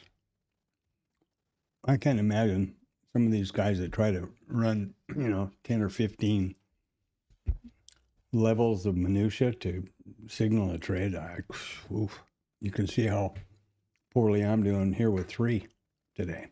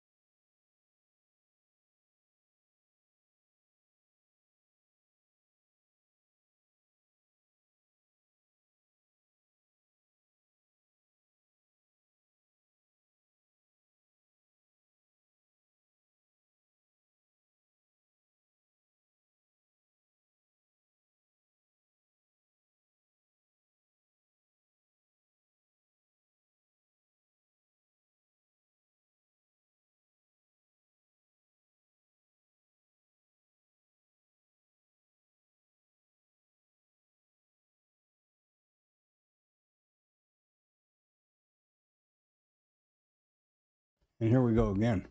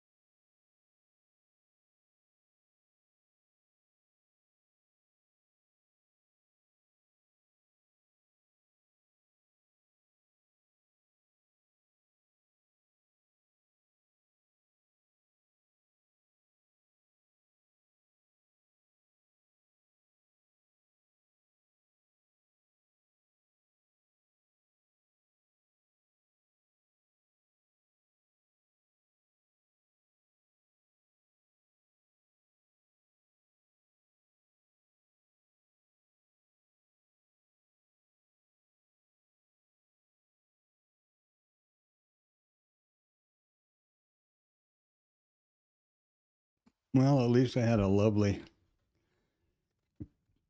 repast from my beautiful partner there. I'm gonna have to get the damn doors widened here pretty quick.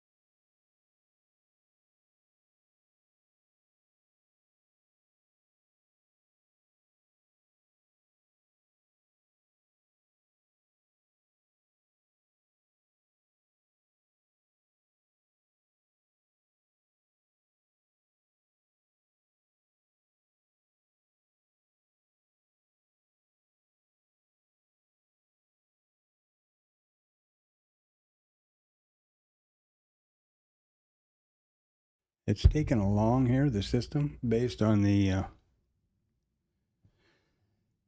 early signals in the day. I have to do something about that. It's clear back here on this B. It just took us long based on this B trigger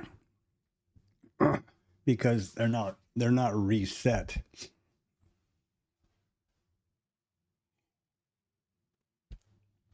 And I don't think I would be in the mood. Try my luck on a mean reversion out of here. We'll see what the system does. I mean, the system's in one, so yeah, there you go. You see, it's based on the A and the B over here. And we just finally got back to the trigger right there.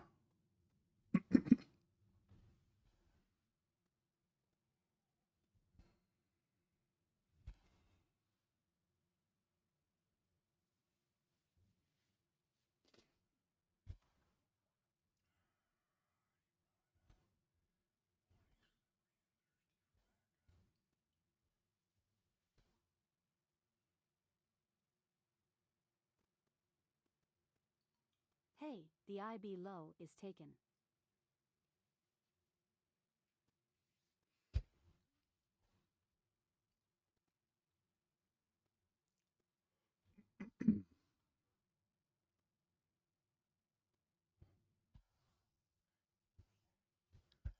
Now,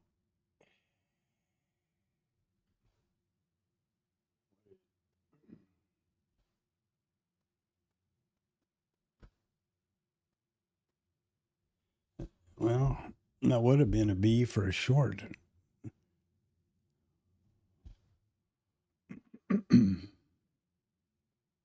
I'm confused now. Completely.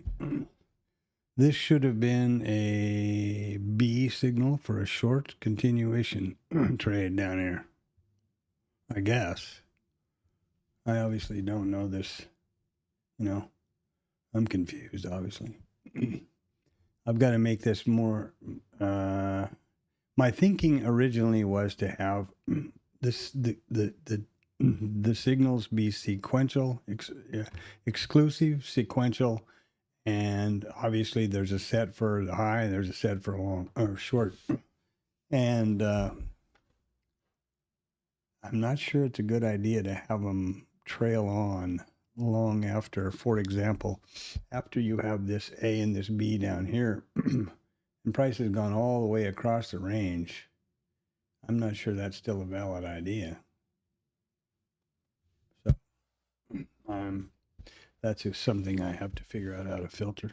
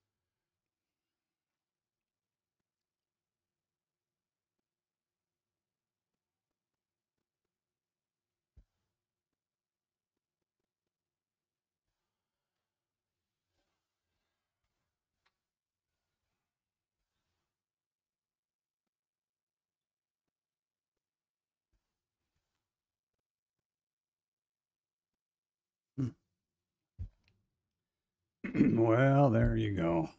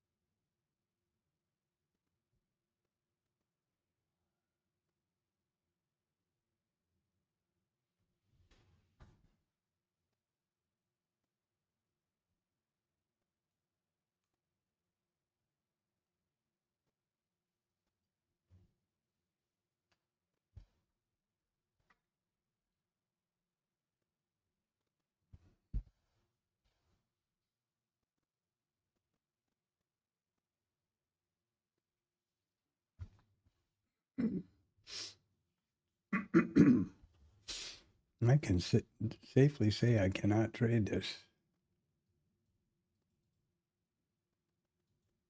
There. Quite a big difference over here and over here.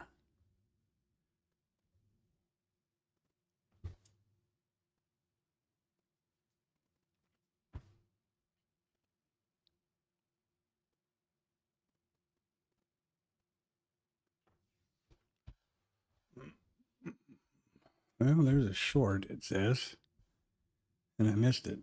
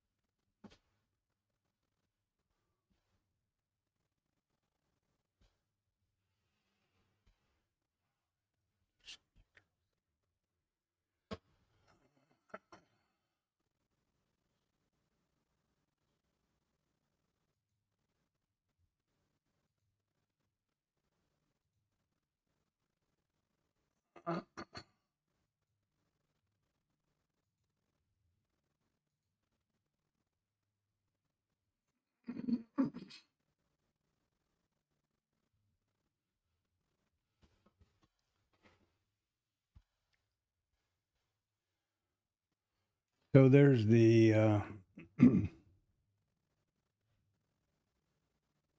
break even and stop.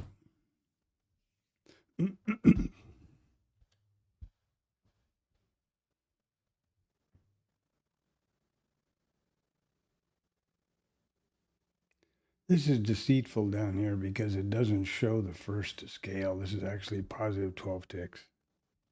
This is nothing but this old indicator doesn't take into consideration multi-targets. Nothing I can do about that.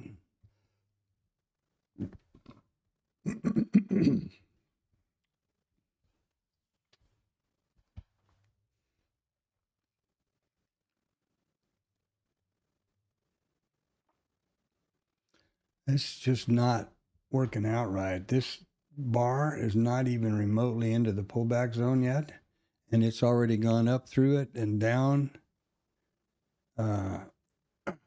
again. That's way behind, and there's 10 millisecond lag. I guess that's about right. I'm gonna have to do something about it. I don't know what.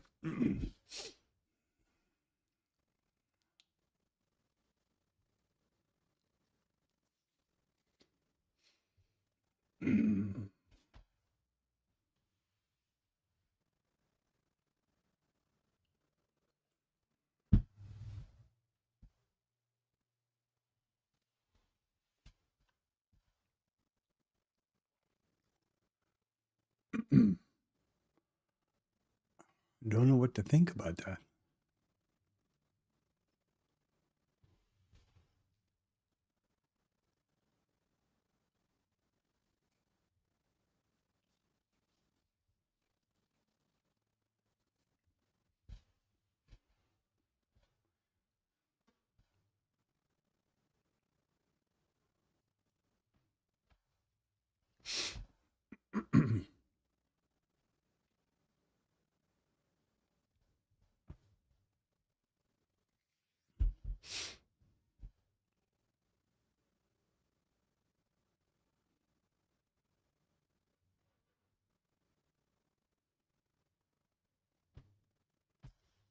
Hmm.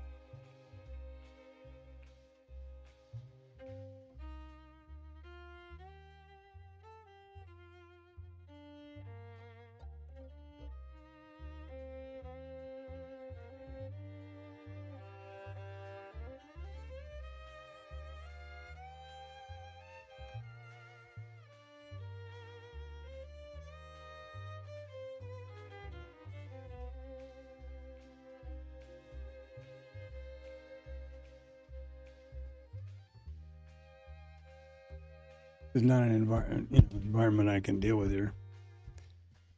I'll have no setups in this. I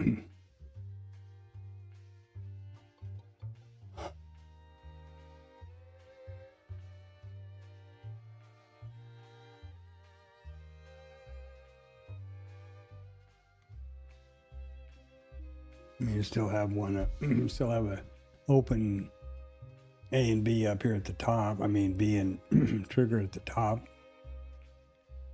which didn't get hit yet.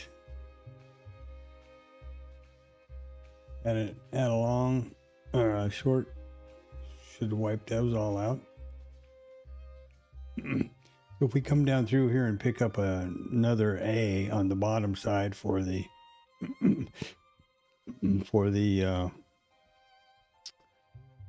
the IB low trades, then we'll see what happens.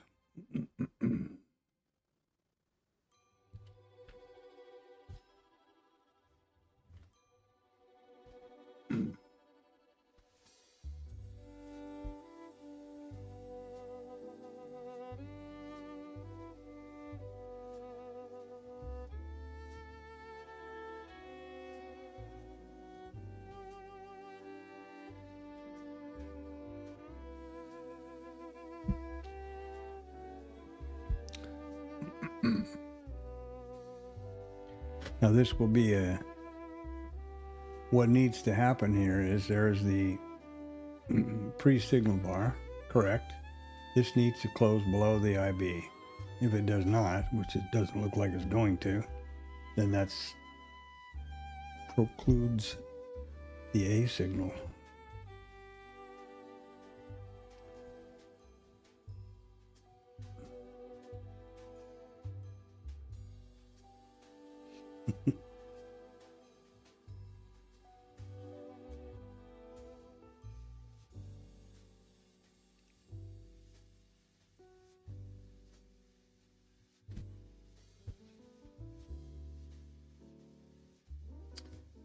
So there you have it. Pretty close, huh? Now, this is one of those situations where had I changed it from open and close to say high or low, would have been one tick inside of there, below there. It didn't make any sense to me. I wouldn't think that that was an initial balance A signal when this is what price action is doing. So, you know, I'm sticking to my guns. I am thoroughly disappointed in myself for not taking the trade early on when I narrated it. However, it was not, you know, technically a signal trade. So if I squint my eyes, I guess I can convince myself I was all right.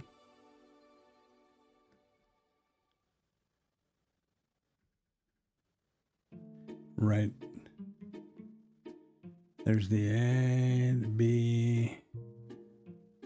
No, that's only the B going that way.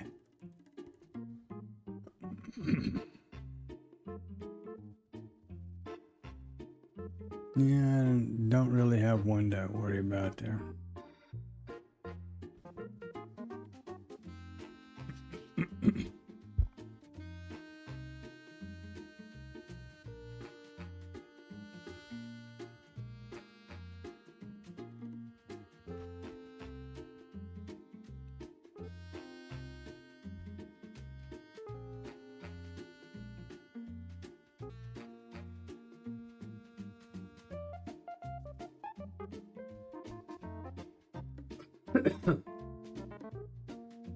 Excuse me.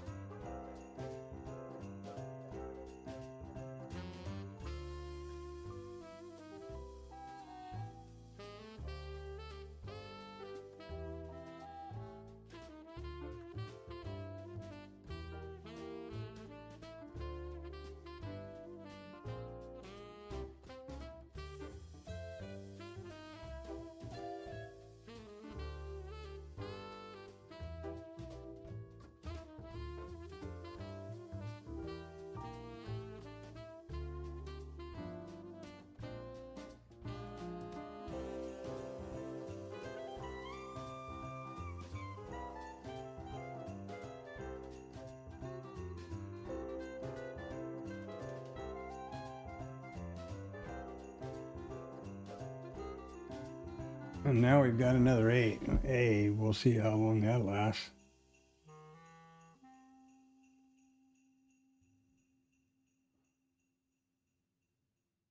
That doesn't make any.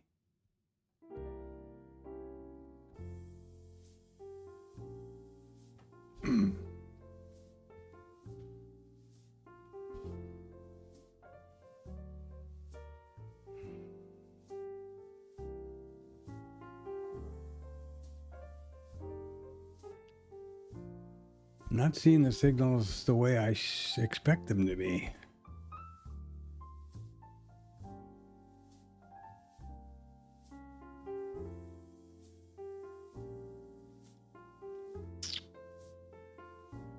Well, you'd think after all the time of doing this and building these myself, the problem occurs when I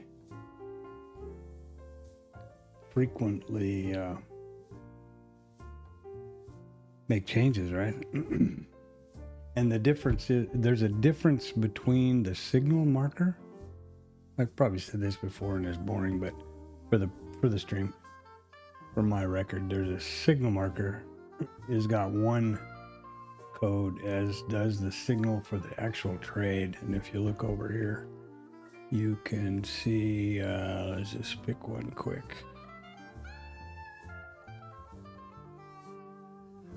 Okay, there's the signal rule here. And this is the signal marker, which fires over on the chart or wherever. And they can be different. Started out being the same, right? With as a save as, and then, you know,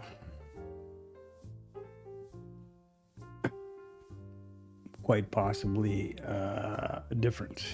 Now, this should typically be an A signal right there.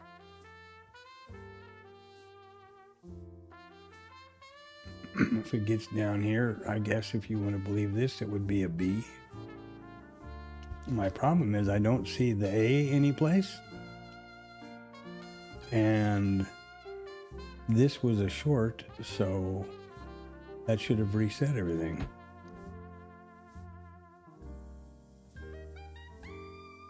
Kind of disappointing.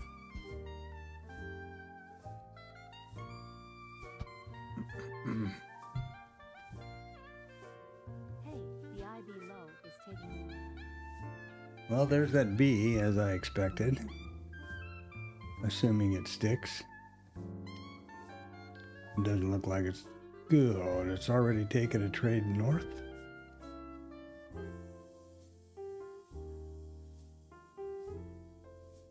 Huh. How the hell did that work so fast? I can't be watching an IB or IRT because it's missing. I'm missing the trades. I'm missing the signals. There was the signal. There was the trigger. And I'm nowhere to be found. And that's pretty disappointing. The IB low. That's more than pretty disappointing. That's real disappointing.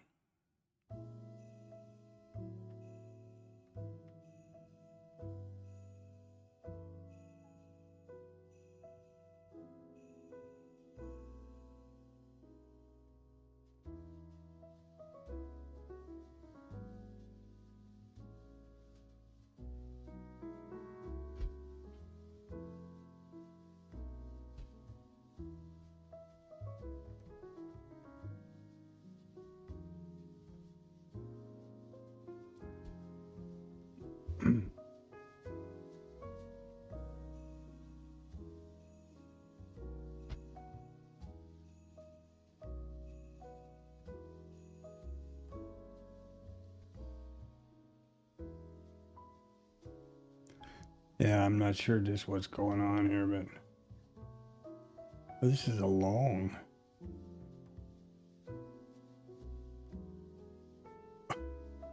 Yeah, I'm really confused now. I'm extra confused. I mean, it's sticking with the mean reversion trace, but the book map is all the way back down to the continuation zone, and this thing hadn't even gotten close. And that's a long signal on the system. Oh well, guess you could look over here. Sorry, I wasn't on the right screen. I'm trying to figure out what to do. This is way behind book map. So I need to just divert my attention to book map. That's a short now. Now it's signaling a short.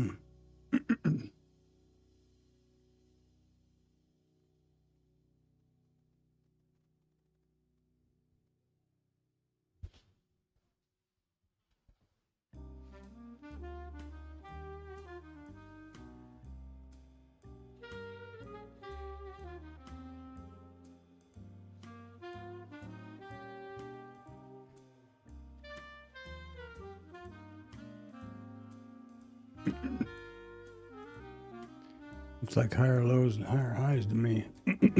Sorry, what happened to my voice there? Speechless. This price action is making me speechless. Yeah, I'm not going to do that. It's not a smart idea. The short up here was fine. It's not got anything to do with my signaling. It's fine as far as it was a scratch, but or a T1 scale, but this is just craziness, near as I can tell. I think this is a good market for me to step away.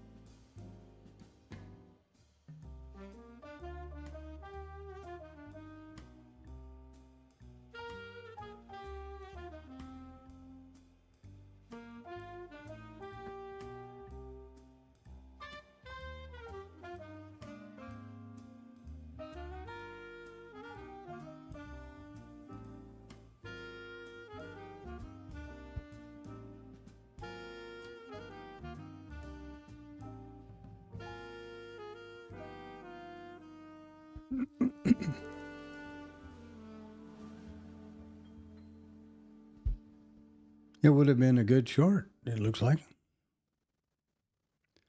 Of course, they always do.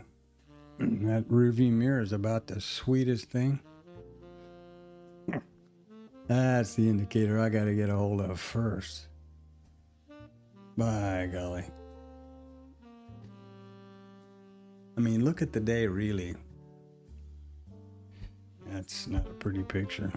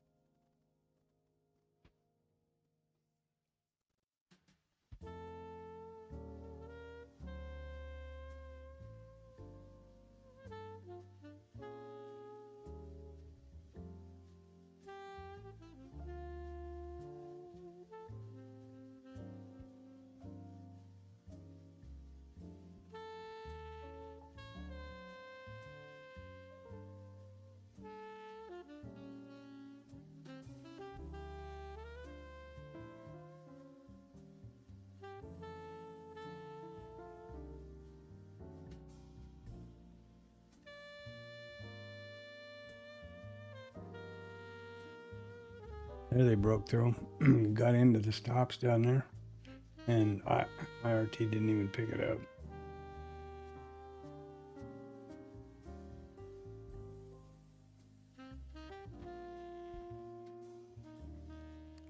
Way behind.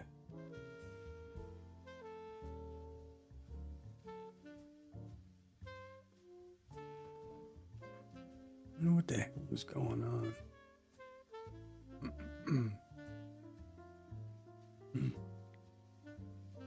It was pretty disappointing. That's for sure.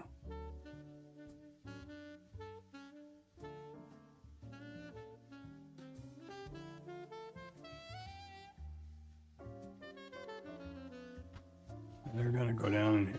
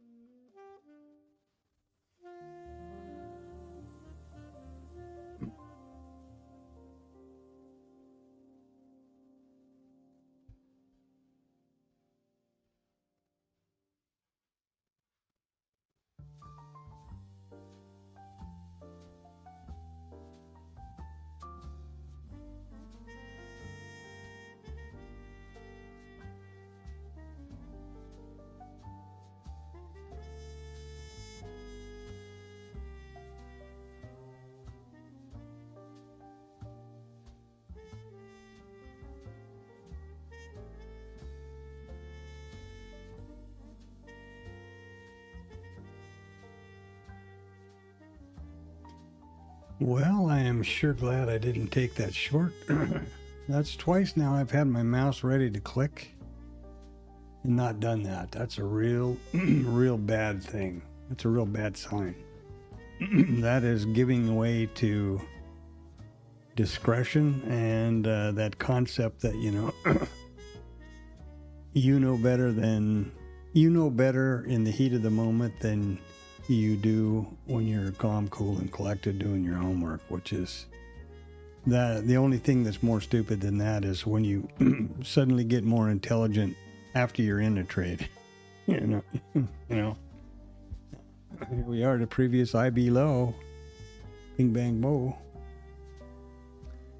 Man, there are two really phenomenal trades that I've missed out on today. I would be up a couple 300, at least a couple 100 ticks.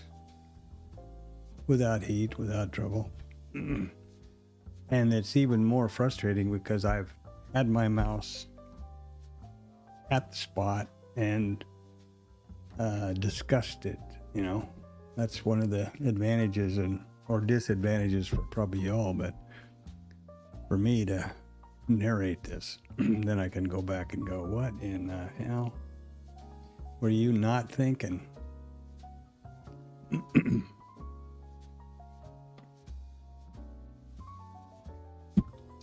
I just realized I've been missing a timestamp that I need to.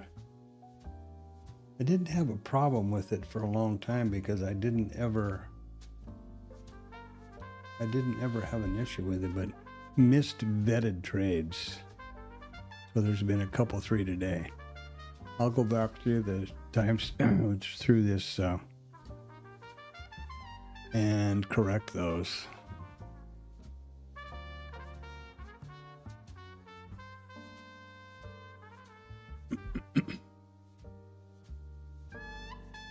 That was about 10 minutes. What is it? Where'd it go?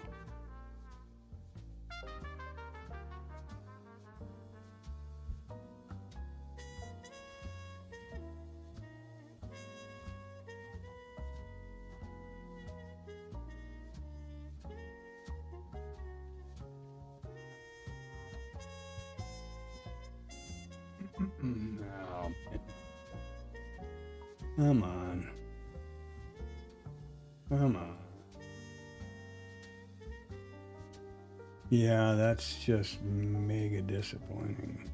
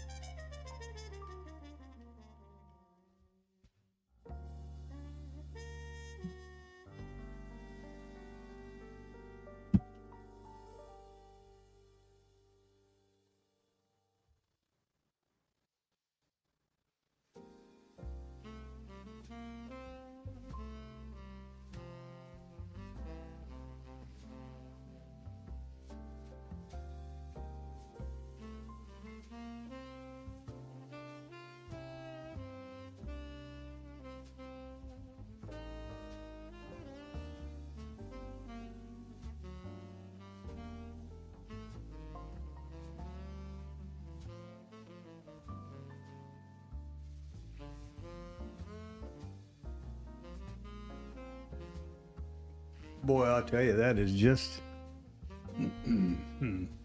pretty darn irritating. Really, after all this time of working on these setups and then to not take them is a real... It's because I'm gun shy, I guess. It's been not a good month as far as trades. Not many trades and several stops consecutively. So I suppose that's weighing in the back of my mind, which is a real dumb thing to allow. Monkey boy getting in the back door there and screwing with you. Let that be a lesson. Hopefully it's at least an example.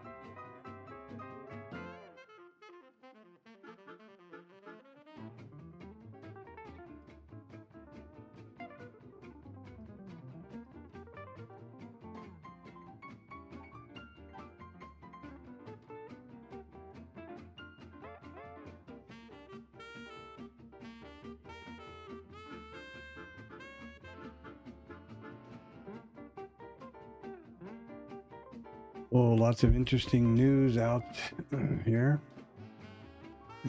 Many interesting comments.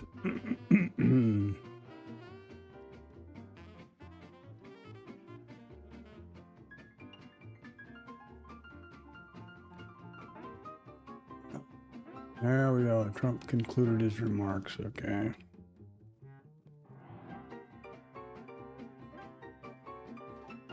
Oh boy.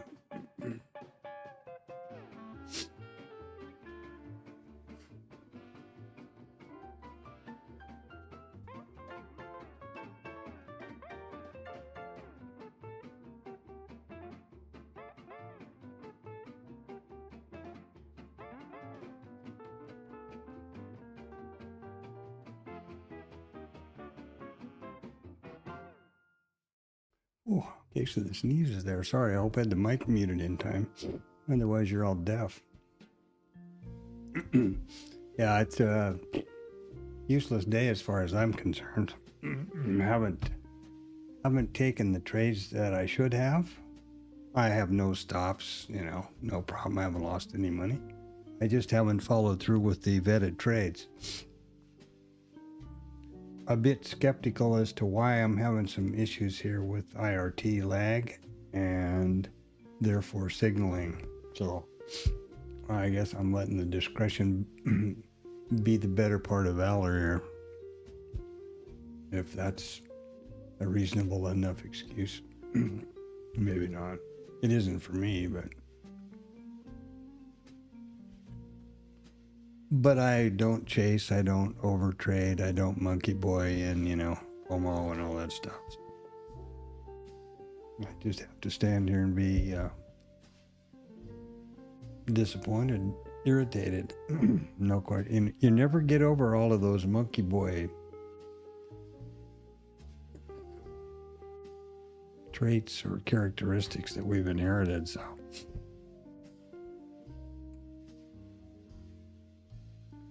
That's all I know about that.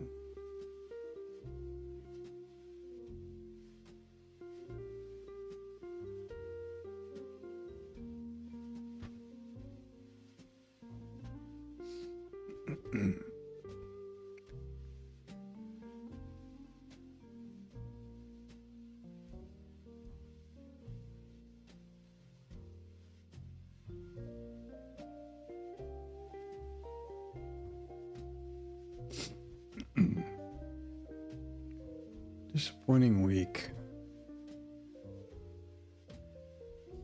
Month, actually. Disappointing month, I should say. And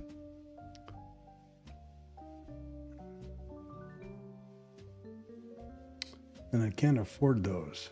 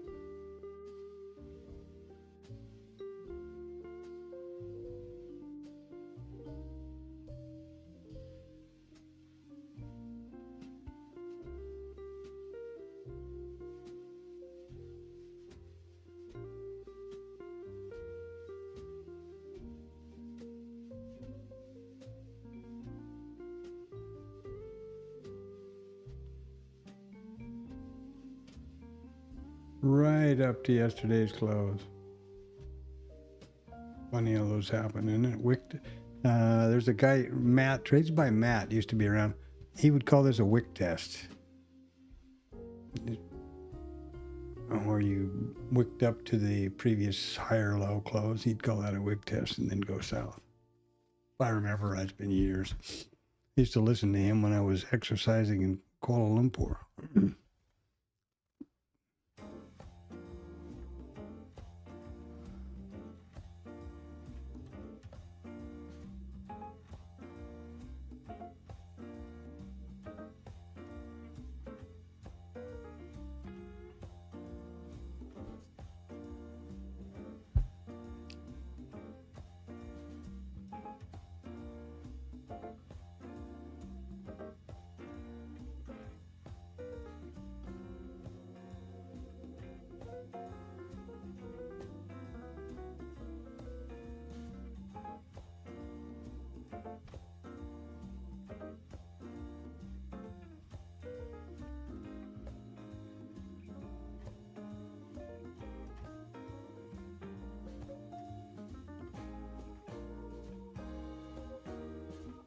Well, this is definitely not a market that's giving me any signal, so rather than stand here being frustrated, I'm gonna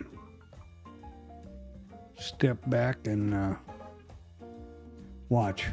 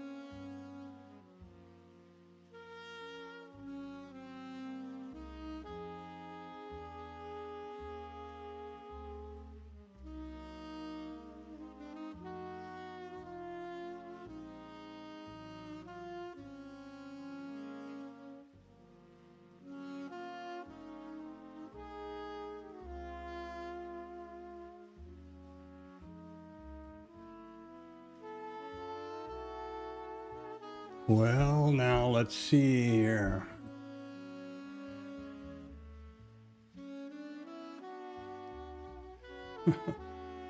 I tell you, that 69.45 has just been a line in the sand up one side and down the other. And I've got to take Tam out somewhere for 2, so I'll be back as quick as I can to set up and wrap up and do all that stuff. If I'm unable to do so, have a great weekend. I guess that's about all I can say.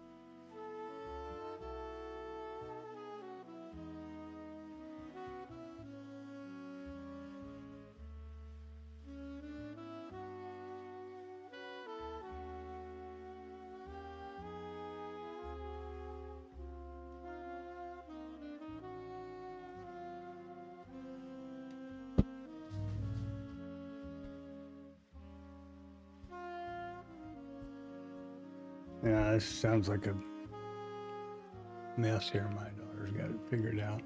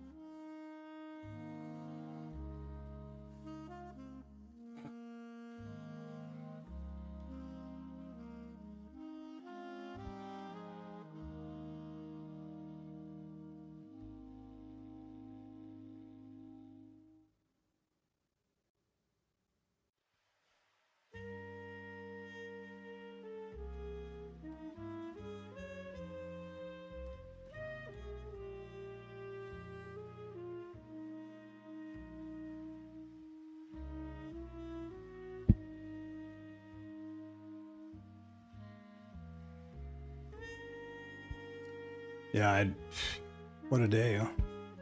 Quite an amazing day. Sell off all the way. Got a wick test over here, and then down they went. In Qs, even more so.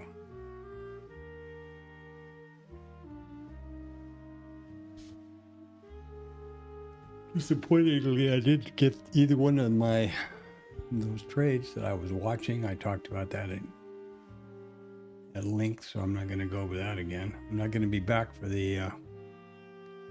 I don't think I'll be back for the recap of the review of backtesting. Hopefully, I'll be back for the recap and this closer market close. If I'm not,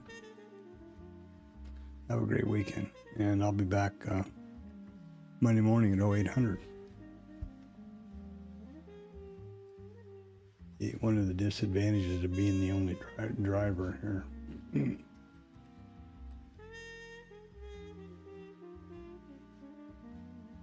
Life is what happens while you're making other plans.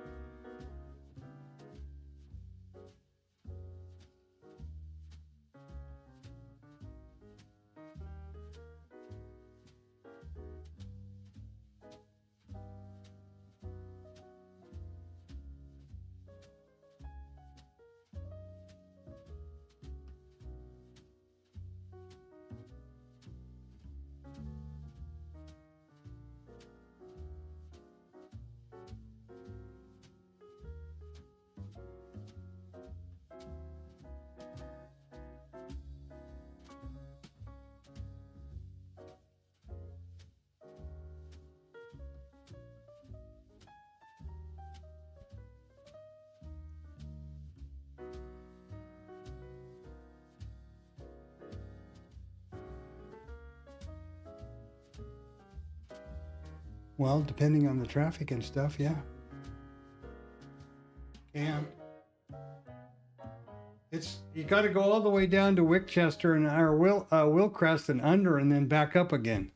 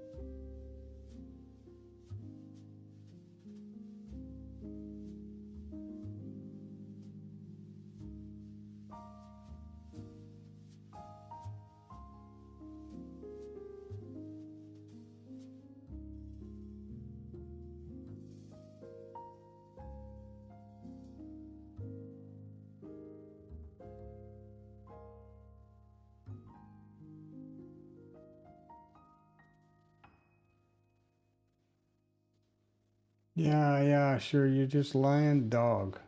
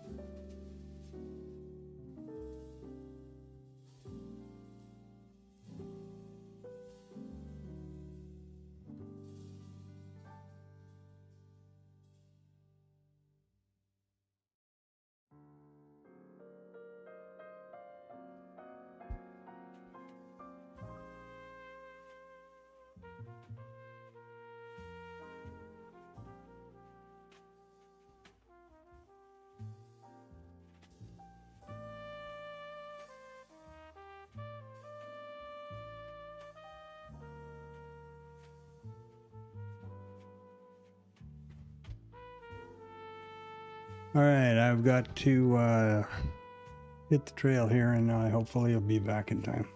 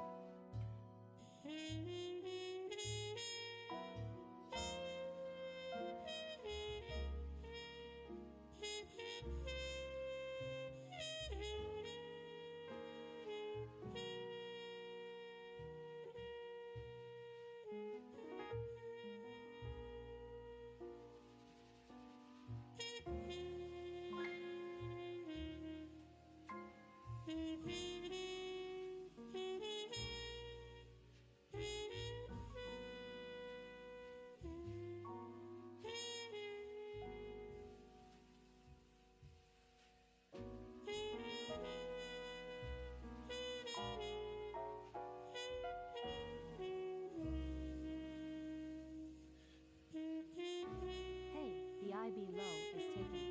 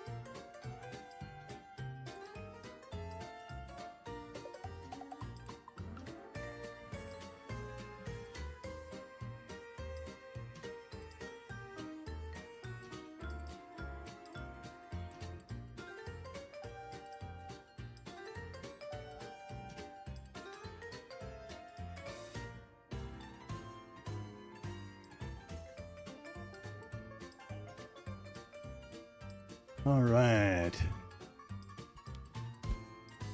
So, it was a quick trip. That was great. Looks like they're still just doing the same old, huh?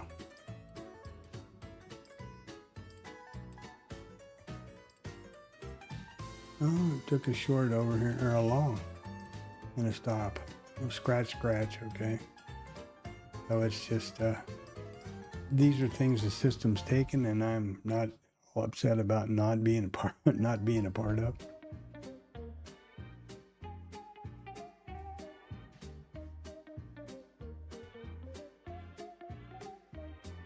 And now 1400, so that's the end of the. I don't enter after 1400. I've got end of day rules down here that take me out of the trade.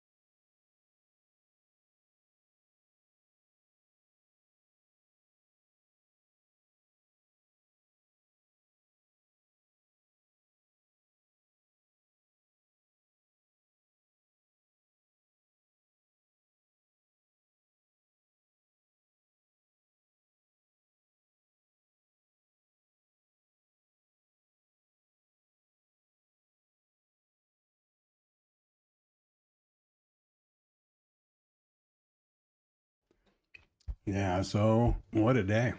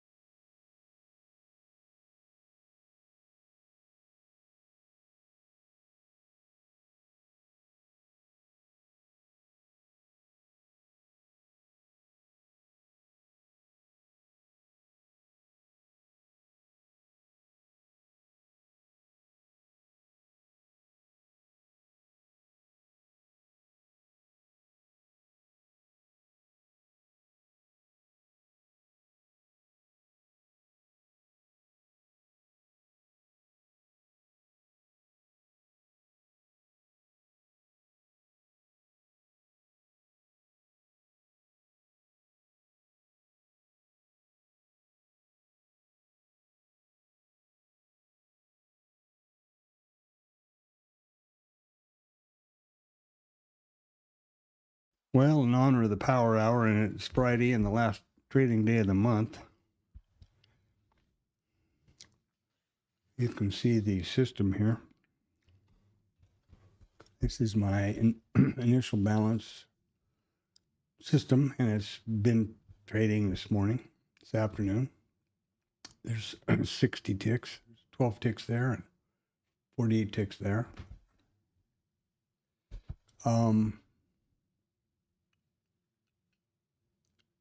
Yeah.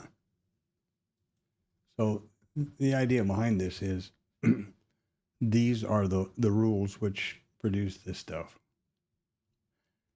I don't send these trades live to a broker. It's all simulated to confirm that this is what I'm seeing, what I expect to see. But I do take the trades manually if I'm here to do that. The main thrust of doing all of this was backtesting and determining whether a specific setup had a positive edge and positive expectancy, and therefore was considered a vetted trade. And in other words, statistically verified to be profitable. And then you lean on the law of large numbers to grow your account. And that's the idea. So these are the rules. Now, in backtesting, the system will go through each rule every minute. And these are all Boolean. So the important thing for me is that there's no way in hell I could go back 500 days. That's 280 some thousand 1 minute candles, and confirm that each one of these three rules has been met perfectly. A, B, trigger, short, right? There's no way I could do that and capture the data, first of all, accurately without any discretion. And I'm not sure why that B didn't print there. That bothers me. Anyway, and then capture all of that and contain it so that I could analyze it. So, but this just takes all that away. You set up the back test. I'm just looking at the week for this one. So there's 500 days.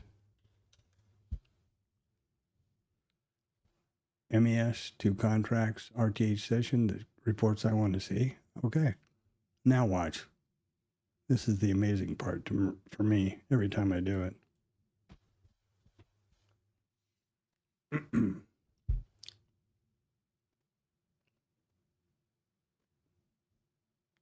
And there you have it. The system just analyzed every one of those bars over every one of 223,298 1 minute candlesticks back 498 days. That would be the gross profit. 1,129 trades. All the rest of the metrics down here, the average expectancy, adverse excursion, max favorable excursion, adverse excursion, pullback, max pullback overall, etc. And a bunch of really good data there. This one is also important for me because this one tells me winning trades, average winner, losing trades, average loser. That gives you your expectancy, in case you don't know that formula. And it's a 67% win rate, 2.75 to 1 win-loss ratio, and 37 consecutive winners, 6 consecutive losers. You can also analyze each trade of all 1,128 or however many there were, every one of them, entry, exit, issues, and it could, profit or loss result.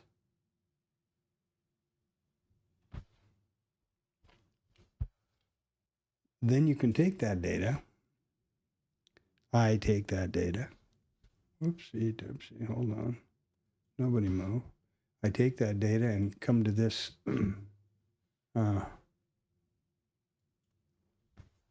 This is I've filtered this already, but there's over 100 and some trades, of course. And it's for MES. Each line is a backtest. Let's just,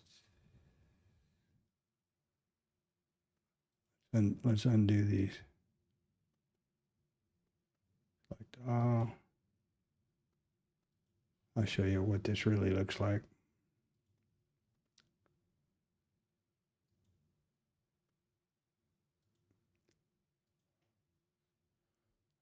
And then these are days. So and they're filtered for the MES. So there's every one of those is a back test. Various days, various configurations, various what if things. Do I want to have a 12 tick stop, 12 tick T1, 48 tick T2, or 12 and 24, or 12 and 24 and 36, on and on and on. And I was doing different what if possibilities over here with trails and the trail trigger and trailing stop to break even or entry and break even with the one or T1, T2, 16 ticks, etc. And what I did after looking at that for a while, I don't know why that's blank, to be honest with you. Excuse me a minute.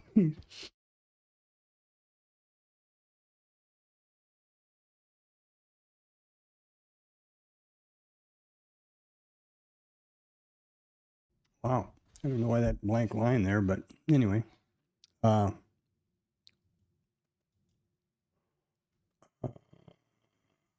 Delete row. Okay. Now, what I had worked out up here was that if I took a 12, 12, 12, 12, 48, 2 lot, and then a trigger to break even, they were the most profitable trades. And that's why I had filtered that out. And that's what we had over here. Just to keep going, then there's the days, total number of trades, positive winners, average win rate, losers, average loss rate, scratch, win rate, loss rate, expectancy, R factor, risk reward ratio, profit factor, consecutive winners, losers. And you can go all the way to, Sharpe ratio, Sotino, whatever you want to do. I mean, I have to manually copy those across, so I just don't bother. But it's pretty incredible. And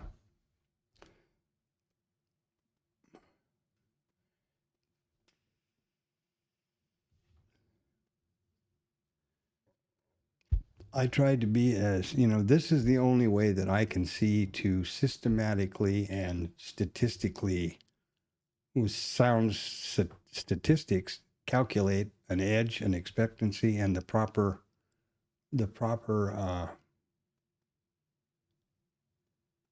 setup, vetted setup to trade and to follow. Let's see what happens if I do this. I didn't do this before, so let's see that. Clear. And let's go, I'm not sure how you do this stuff. Filter by condition. I haven't even, I'm not a big, I think this is like the first time I've ever used Google Sheets, but I don't have any Microsoft Office programs on this computer. Greater than, what I wanted to do was greater than 20,000, but I'm not seeing that here.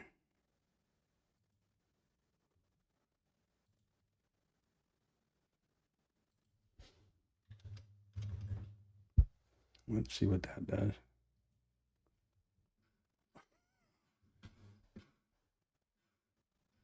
Well, that didn't do anything I wanted to do.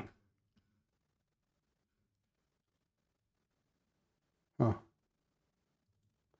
Well, I don't want to do that. That's pretty for sure.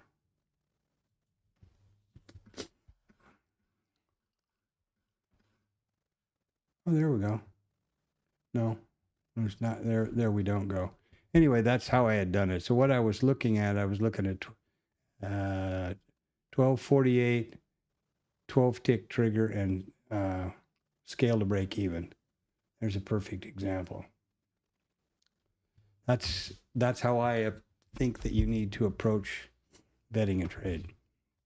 And that's why I take the trades that I take. And now I'm moving on to the next setups because you need to have more than one bullet in your gun, right? All right. So, it's the bottom of the hour already. Holy smokes. The time passes when you're having fun, I guess. So, the market recap. Let's see the market daily recap. All right.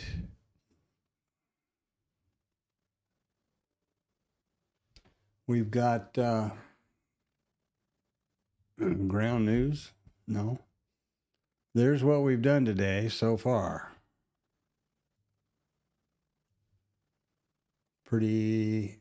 Context pretty much down until this hootenanny right here, whatever that was about. And now here we are back under it again.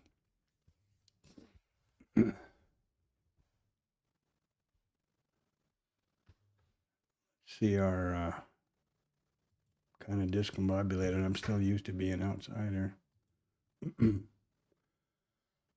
And here we are with IRT. There's yesterday. Here's today. NQ.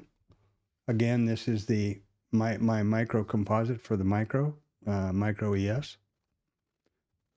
RTH session only. Daily candlesticks. Wherever they overlap, I draw a volume profile around them. So this one will be included at the end of today's trade session. By doing that, I get a micro composite VPOC, and these high and low volume nodes here are also generated, and they push directly to Bookmap. I manually put the POC and things over on Bookmap, and the session prices here go to Bookmap automatically. And this is the market profile chart. What do we got for volume? 106% average volume for this time of day and 4 handles ATR. This is usually below 2 by this time of day. That's interesting.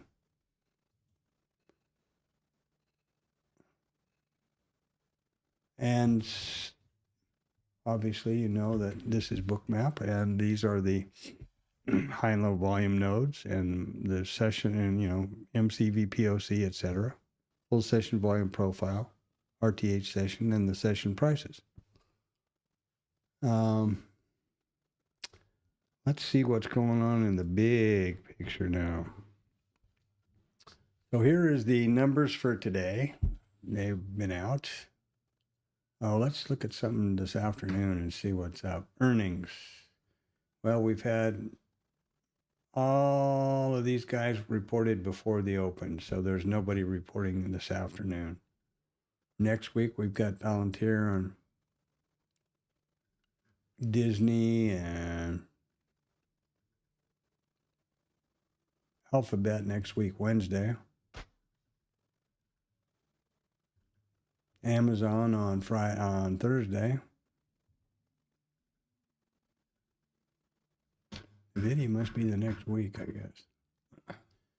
And the let's take a look at the numbers that are coming out. So Monday we've got S&P PMI, S&P ISM manufacturing, JOLTS. That's always a biggie. Wednesday we've got the usual suspects, ADP non-farm. Now remember, this will be the first week of February, and what always happens on the first Friday of every month? Let's just look and see if we don't find non-farm payroll down here somewhere. Right there at 7:30 in the morning. That's the granddaddy of them all. and Michigan. So that's going to be a busy week next week. This is, of course, investing.com. It's free. You can filter it however you want. I leave the ads visible to try to make it as accessible to anybody as can be.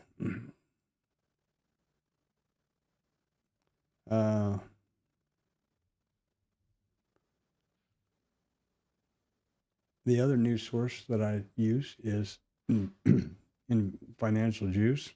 The difference with Financial Juice and investing.com is Financial Juice picks up all this non-traditional stuff that is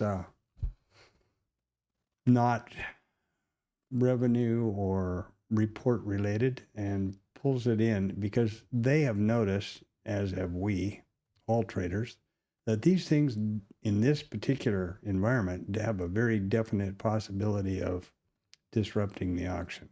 So there we are.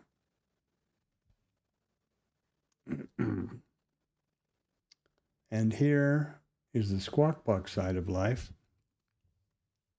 which will have the market on close imbalance here at 1450. And then I'll be closing the stream down as usual at 1500 for the cash close, and we'll be back for the stream at 8 o'clock on Monday morning. I start pushing the session prices at 1700 on Sunday afternoon through 1600 on Friday. If they would be, you could use them or you would appreciate them, they would be advantageous to you, let me know.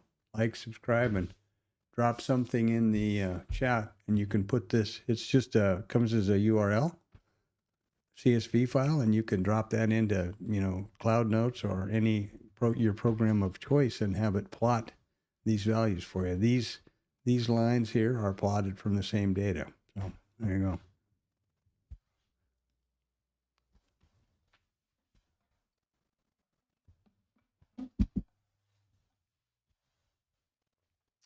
Weird day. I will definitely be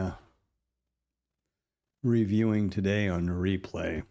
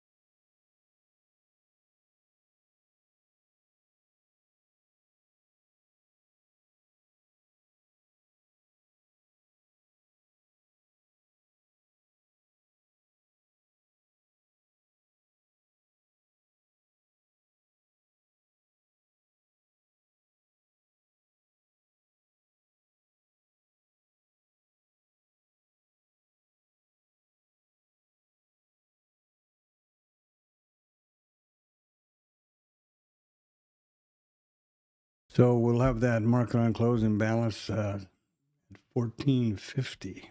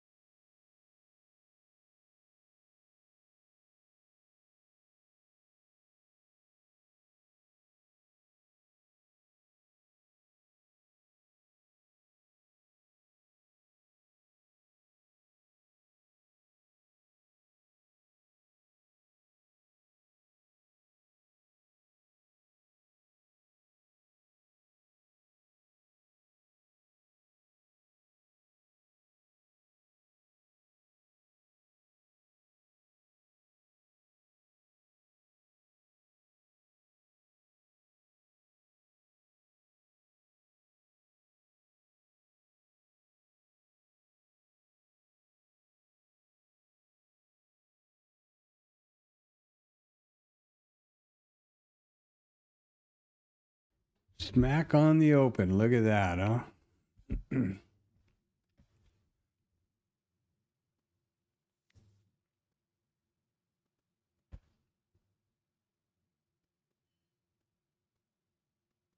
And the open was substantially lower than yesterday's close, too, by the way. That's worth noting.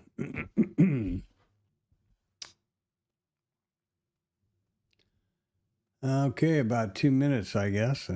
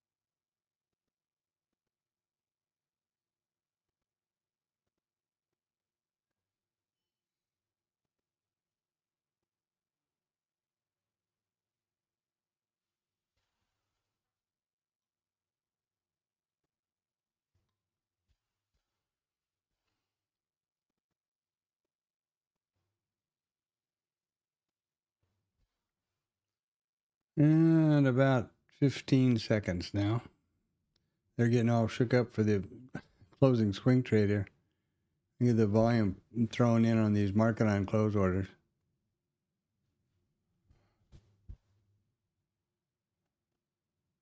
And there you have it.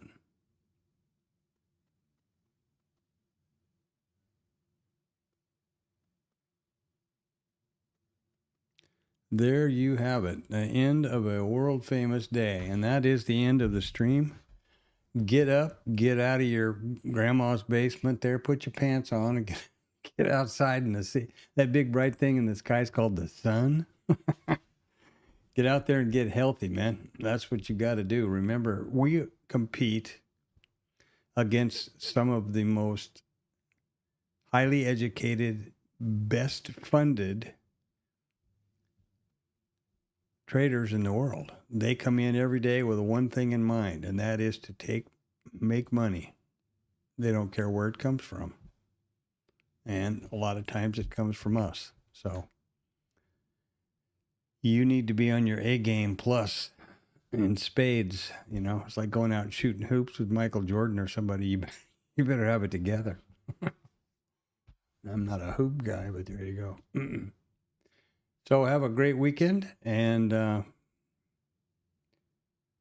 yeah, it was a crazy day for me. I didn't take a trade. The system took a couple, three, paid out very well.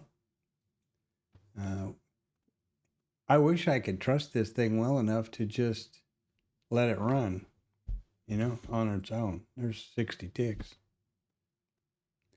I don't know why it's doing that. That's not pretty fun. Why this thing is jumping all over the place, I got no idea. 20 ticks, 20 microseconds lag. It's ridiculous. All right, have a great weekend. Remember, do something healthy for yourself. You need to be healthy. You need to be well rested. You need to be hydrated. Don't come to trade if you're on emotional tilt for any reason. And have a great, great weekend. I hope wherever you are, the weather is coming right and that you're, you know, everything is safe and sound for you and your family. Have a great one. See you Monday morning at 8 o'clock. Like and subscribe. I really appreciate that. Drop something in the chat when you can.